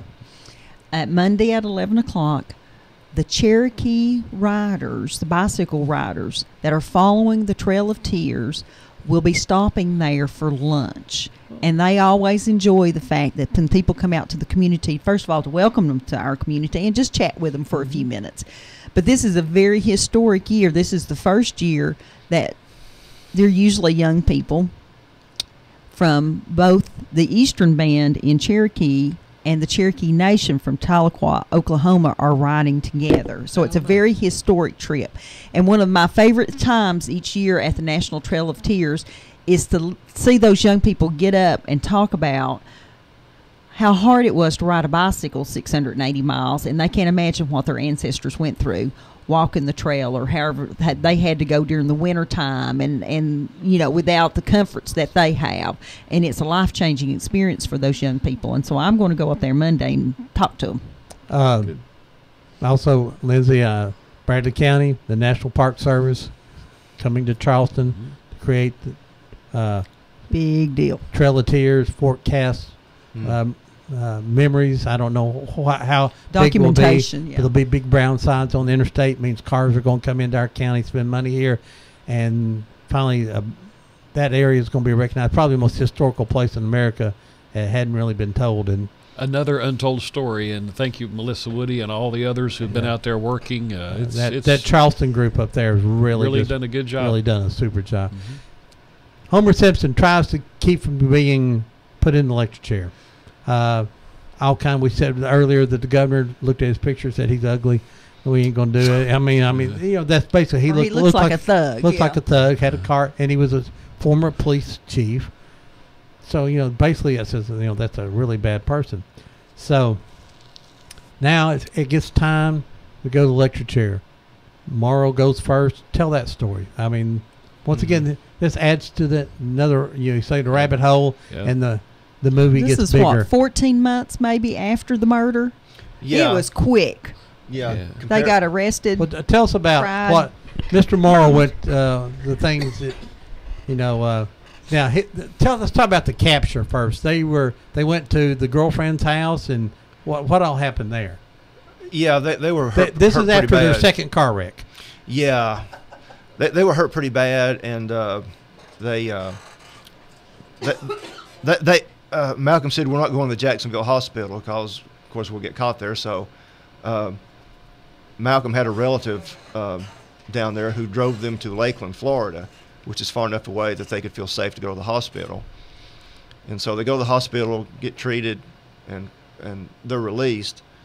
And Malcolm Morrow had a girlfriend in Lakeland. And this is not the other one. This is another one? Yeah, it's another one of his. Yeah. And so he had girlfriends along his routes. Mm-hmm. And so, but he had a broken hip, and Homer had a broken nose and other lacerations. But they knew Malcolm knew if he stayed in the hospital, that was risky. So where did the third guy go? He didn't get hurt in this second wreck, did he? In that last wreck, he took off. He disappeared into the darkness. And so, but that's kind of another story how he eventually gets away. He's the only one who actually got some of the bank money. See, when they had the wrecks, the money just went everywhere. It was scattered all over the road. So he picks up some of the money, and and he disappears, and he's later found in Baltimore, which is a long story. But Homer and Morrow, they're hurt pretty bad, so they go to his girlfriend's house, and word gets out, tips get out, and the police eventually converge on her house. And when the police get there, Homer and Morrow are in bed. And this is one of the incredible ironies of the story. They're way down in Lakeland, Florida. This is some 600 miles, or maybe 400 miles from Cleveland, Tennessee. So Homer's in bed, and he's hurt pretty bad. The policemen come in his room, and one of the policemen that come in the room where Homer was knew Homer. And because he had played baseball in Cleveland, Tennessee a few years before. And so he's looking at Homer in the bed, this policeman, he goes, he's kind of taken back. He goes, "Aren't you Homer Simpson?" And Homer sort of stuns and recognizes him, and Homer pretends like he doesn't know him. Of course, later on in jail, he admits his identity.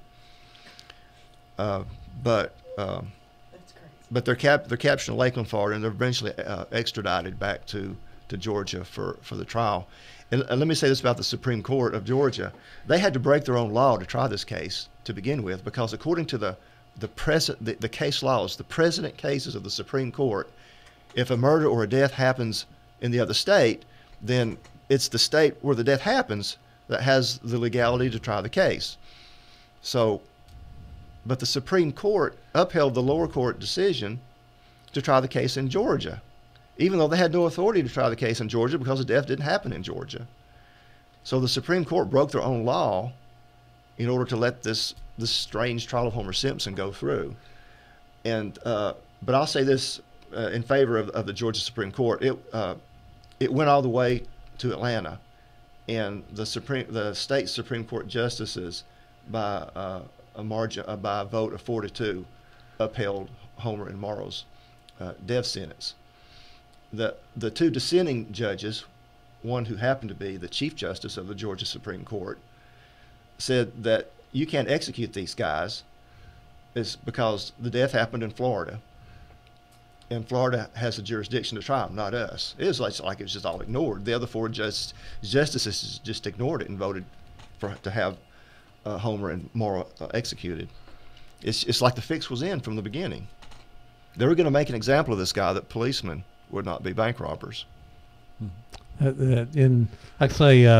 Winston Sprint's father was one of the attorneys, and so if you need to sit down and talk with Winston, get his take, what his father had told him. That's another side of the story. They finally catch everybody. The Wallers was the last one to get caught, right? Yeah. And how did the lady get arrested? When did she get involved? They went to her apartment in Jacksonville. Mamie Lee Todd and her mother ran a boarding house, and Malcolm Morrow was staying there. He was one of the tenants, and they knew Morrow had a reputation, and he went by different names, but the police knew all about him, and so they went to. So everybody knew what was going on after Perry confessed before he died. So the police go to Mamie Lee's boarding house in Jacksonville, and so she's surprised when she opens the door and there's the police asking where, quote, Duke Morrow is, and she denies everything. And so anyway, they put a lot of pressure on her, and she fainted. And then when she woke up from her faint, she said something very incriminating. She said, "Well, if they catch them, my life is ruined." Yeah. She wasn't a very good criminal. No, she wasn't. No. Don't talk when you pass out. Don't talk when you wake up. Okay. But don't wake up talking. Yeah. That is wild. And so she got arrested and served a small amount of time in jail for her part in all this. 5 years. Yeah, that's a lot for, accessory. A woman. She was in the same prison as Homer, but it was the women's ward, which was just down the road. That building's been torn down, but that building right there is the one that's still up on the standing. screen. Yeah. What is it used for now? It's been various things over the years. It's been a school. It's been a aluminum recycling business. and they won't let me visit the inside of it. Why is that? Well, it's been condemned. Oh, okay. Looks like it's a 3-story building. Oh, Maybe you had to be a 2-story. paranormal group to go through it now, Yeah. most Oh likely. gosh, crazy people. Yeah. I'm sure there's some stuff going on. I would like to let the listeners know about his execution before Homer's. Okay. Morrow. Okay, well, Morrow's. somebody tell that story. Go ahead. No, I hadn't told it on air yet. I had just always heard that he felt bad because of what they did, but he also felt really bad because Homer was not involved in the murder per se. He was with the group, but he did not kill the gentleman. And he said that I would rather die twice than have Homer take the sentence for me for something that he was just involved in. And technically, literally, he did. And you want to finish? No, go ahead. Tell Marshall's story. That's interesting. They again hooked him up. It wasn't old Sparky, but it was another. I got a picture of it. Hold on a second. Okay. Keep talking. Okay. Now but this is not Homer Simpson, but the guy that actually shot the bank guy. the guy that actually shot Morrow. the bank guy who did the crime, who killed the man, he In this electric chair. in that electric chair, he was hit with the electricity after he was put in the electric chair, and it did not kill him.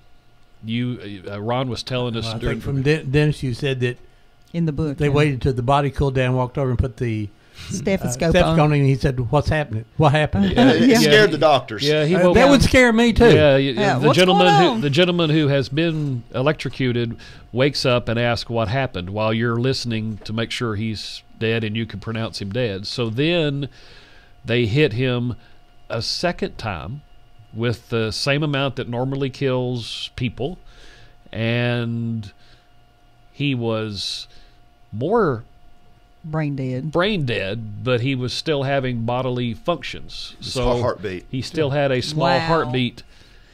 So he literally lived through 2 executions before the third one finished him. And he had said to Homer, "I would rather die twice than have you die for my crimes." Yes. Well, he did, but poor old Homer died anyway. Yes. Now, were they executed on the same day? Within minutes of each other. Yeah. Now, Did anybody from the Simpson family go to witness this? They were in the waiting room. I think some of the Perry family witnessed it. Is that true? Or were in the waiting room? Carl Perry's brother was there, but Which he was the banker that was killed. Yeah, but he kind of he was there to witness it. He didn't say much to anybody. He was just there for obvious reasons. Wow. Did Duke Morrill say any final words in the chair that you know of, or? Yeah, I wrote that. I wrote the book. You'd think I'd remember that, but something to the effect that I'll see you all in a better place. He had a very positive attitude about it, because. Well, what do you do? Yeah. What do you do? Well, he'd lived life to the fullness. Yeah. His father was a banker. That's one of the ironies. Yeah. How old was Morrow when he died? He was close to Homer's age, maybe 26, 25, something like that. Yeah. And how old was Homer? 43, I thought. I'm sorry. No, Morrow was in his 30s or late 30s. Homer was 43. They were old enough to know better. Yes. Yeah. Oh my. Lindsay, anything else? No, and I also remember family stories from my grandmother when they brought him back to Cleveland, his body, that it was one of the largest. I mean, he was, again, as I said earlier, he was involved with the wrong crowd. He was at the wrong place, and he listened to wrong advice. He freely chose to go there. Nobody forced him to do it. But the family and the unjustness of it being tried in Georgia when it should have been, I mean, all of that was the dynamics of the time as well.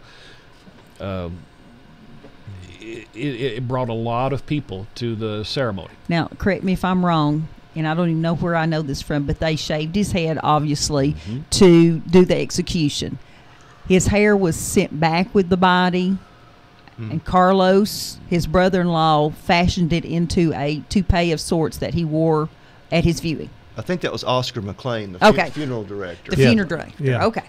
Yeah, and that's another irony of the story. The last place that Homer visited in Cleveland before he got on the plane, or before he got on the train, was Robertson's barbershop, and then he's brought back dead, and his body Next door. is next door McLean Funeral Home, right, which adjoins Acme Barbershop. Mm-hmm. And Yeah, so it's just a crazy story. Now, are there any pictures of the funeral that you've seen? in my book, there's I one mean, I there, know yeah. there's one of him there in the casket, but I'm thinking about the crowds. And I know that's not a time that people had readily had cameras, but there were And cameras around. The, do you know who was the speakers at the funeral? It seemed like I read there's a big list. Yeah, preachers, family, friends. I can't remember There all was the names escape me at the moment, but there was. It was the newspaper estimated there were like 10,000 people at his funeral, and see, this was the days before internet and television and cell phones, so funerals were a big media attraction back then. But there was something probably estimated over 10,000 people at the funeral at that time. It was the biggest funeral. Well, it was the biggest funeral in the history of Cleveland, and it's probably the biggest funeral in the state of Tennessee up until the time it was later eclipsed by Elvis' funeral in 1977 in Memphis. But wow. And do we know where the funeral was actually held? We do know, but I don't remember. it's now it was the Church of God Auditorium, and it's now the bookstore on the campus. Yes. At Lee campus. Yeah. Very interesting. That's where it was. And here's one of the things that motivated Homer to go in the direction that he did.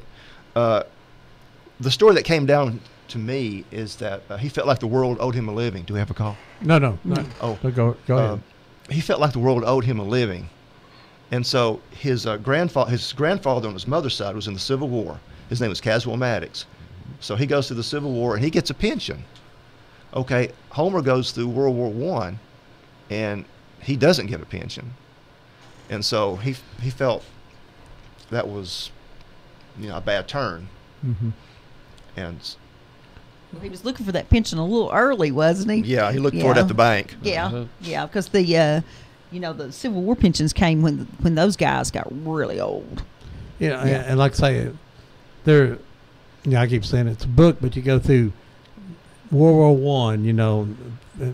Family involved in creating an international church.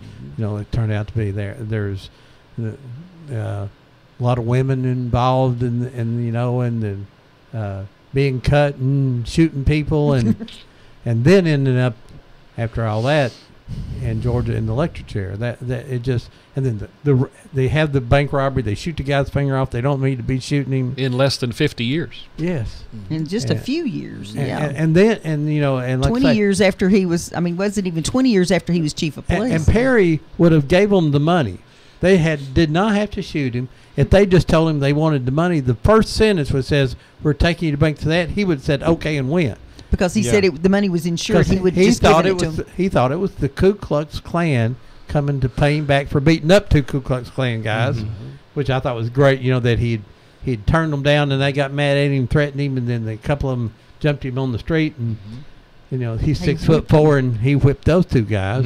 It's a crazy story. But then he says, after he's been shot in the leg, then he shot his finger off. This guy hadn't stopped fighting yet. Picked up his knife and gets shot in the hip, what hits in his colon. And he's laying there, and they said, "We're taking it back." He says, "Why didn't you tell me that? I'll give you the money." I mean, he actually says that to him. I thought you was a Ku Klux. So this is just another era in the thing. So there was never intention to hurt Carl Perry. And think how different history would have been if he had learned that before, if he had learned who they really were.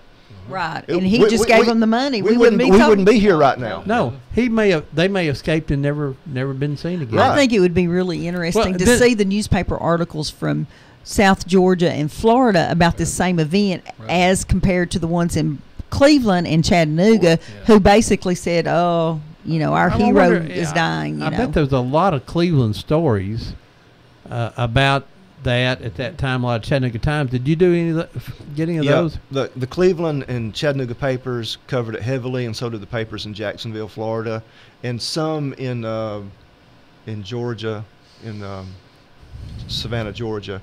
Homer was in jail in Savannah for a while, and they ended up in Macon because it was a more. There was when they were in Waycross, Homer and Morrow had an escape plot, which failed at the jail in Waycross, so they transferred him to Macon, which is more high security, and that's where Homer wrote virtually all of his letters and some poems too. Yeah, he was a talented poet, and he wrote all this from the jail in Macon, Georgia. Macon, Georgia. Mm-hmm. Mm-hmm. Very interesting. And like say, Lindsay has the letter a box of letters written to your grandmother, right? Mm-hmm. Well, those are just unbelievable things to find. He brought in a whole little box, and it has a lot of the picture postcards from the early 1900s, which is really good too. It has a really great picture of Homer and the rest of the family. And Homer's sort of the tall one of the bunch. He's a big guy. A very nice looking, kind of reminds younger. you of Babe Ruth kind of looking guy. Yeah, he got a little heavier there towards the end. Though. Right. So, Dennis, from the day that you started, kind of, I'm sure you've thought about this your whole life, but how long did it take you to put that book together? Well, when I seriously got onto it, it may have took me, I don't know, maybe a couple of years. It took me a long time to format it because I'm not an internet person. And so, people helped me get it printed like it's supposed to be. Mm-hmm, mm-hmm. And I remember I went to Cleveland when I was researching this book, and I thought, well, there has to be some relatives of Homer Simpson still around Cleveland. I couldn't find anybody, and they were around. I just couldn't find them. Mm-hmm. And so I was sitting in the parking lot at the Fike Funeral Home. And I was thinking to myself, I couldn't find anybody in the phone book. How am I going to find some relatives? Because I'd like to interview them if I'm going to write this book. And this old man comes walking across the parking lot in a suit, and I asked him if I could see some of his funeral home records, because he looked like he worked there, because he had a name tag, and so. And he asked me who I was researching, and then I told him, well, I'm researching the Simpson family, Homer Simpson. And this elderly gentleman turned out to be Marshall. Oh, my gosh. And that's the first time we'd ever met. Mm-hmm. Here he comes across the parking lot when I'm trying to figure out how I'm going to find a relative. Yeah, that kind of stuff happens. That's it right. does, and it happens for a reason. There you go. And he probably wasn't nearly as surprised about it as you were. He probably just launched into the story. Yeah, or he was probably taken back too. Yeah. That is just amazing. I think when the lady from Georgia came up and made the presentation, the whole Marshall family and showed your up. mom was there. Okay. And I don't know if it was on a was Sunday. You were there. Dennis was there. It was we were on up Sunday at the library. The it was old on library. a Sunday afternoon, Yeah, and the we were room there was with full. you. Yeah.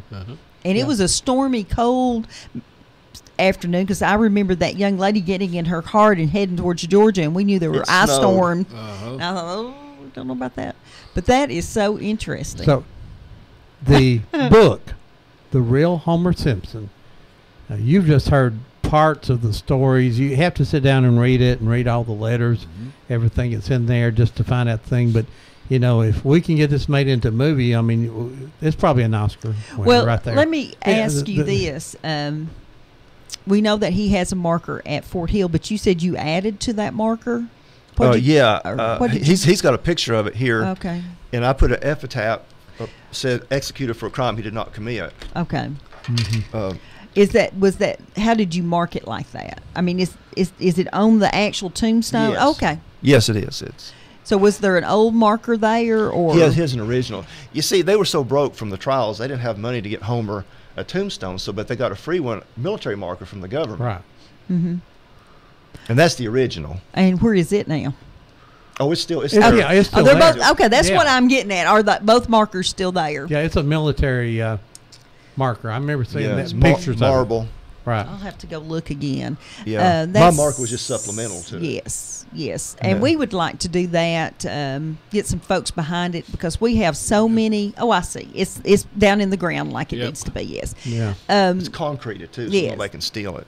We would like to mark the sheriffs of Bradley County. Many of them are buried. We know where they're buried, but it says nowhere on their markers about their public service, including Israel Smith that was killed in the line of duty. And what about Frank Luttrell? He's buried at Fort Hill.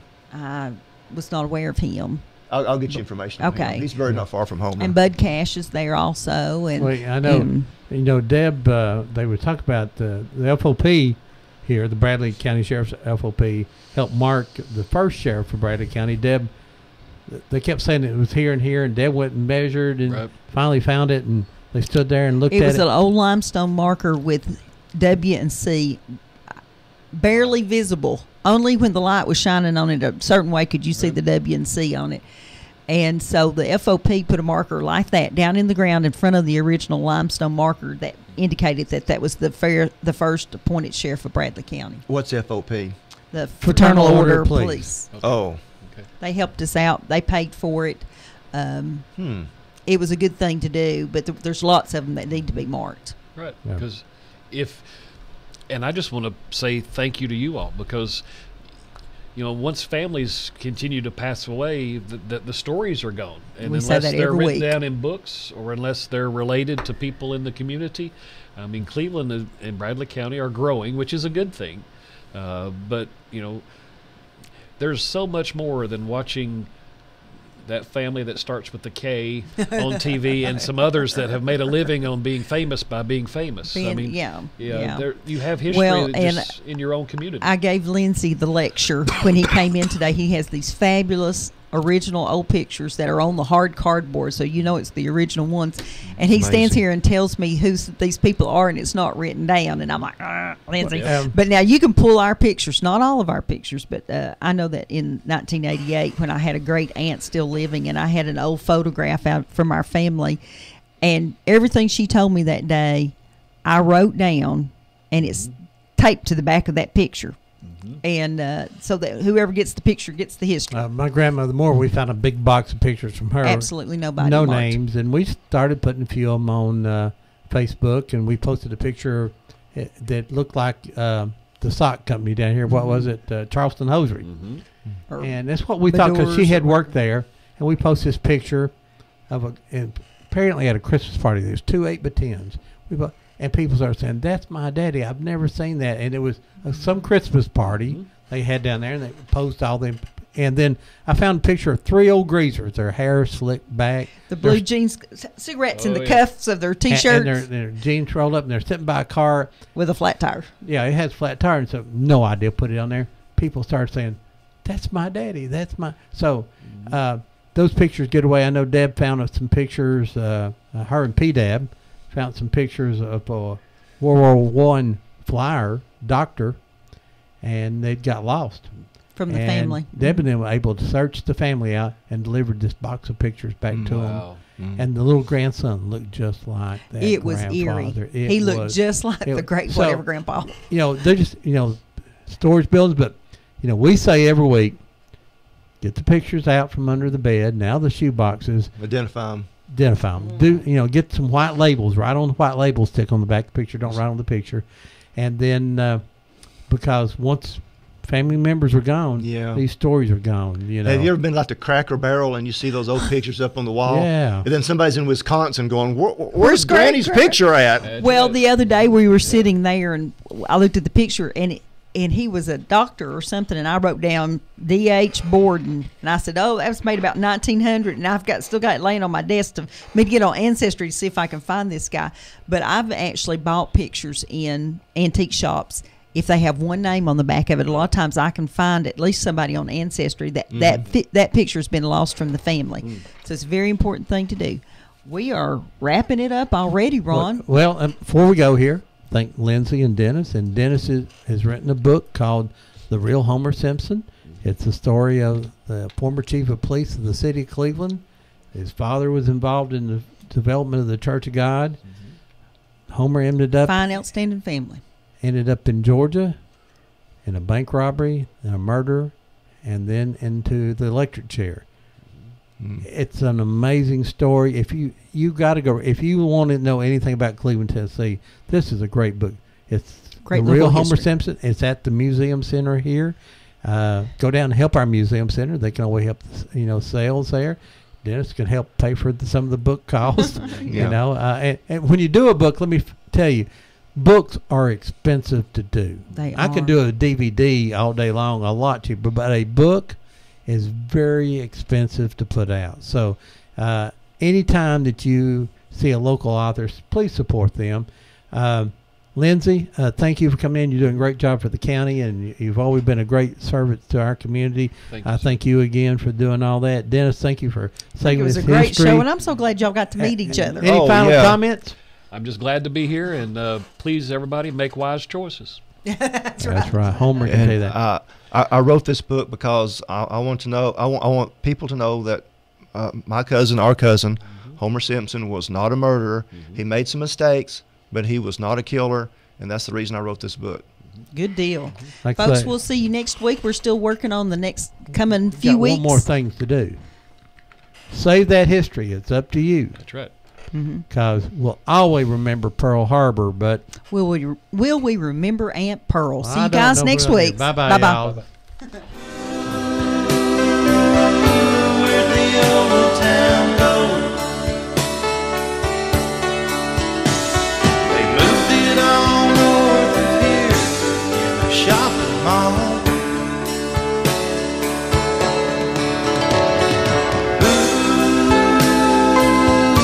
Where'd the old town go?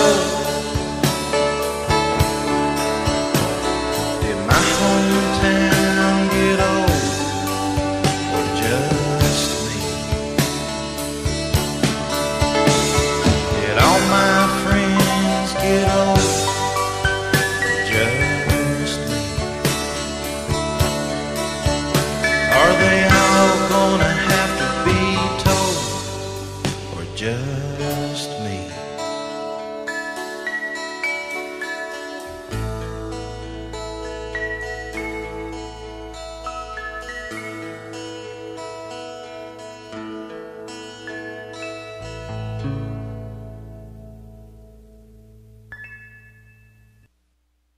You are listening to WOOP-LP, Cleveland, Tennessee. WOOP FM is a broadcasting service of the Traditional Music Resource Center, and we play America's original music.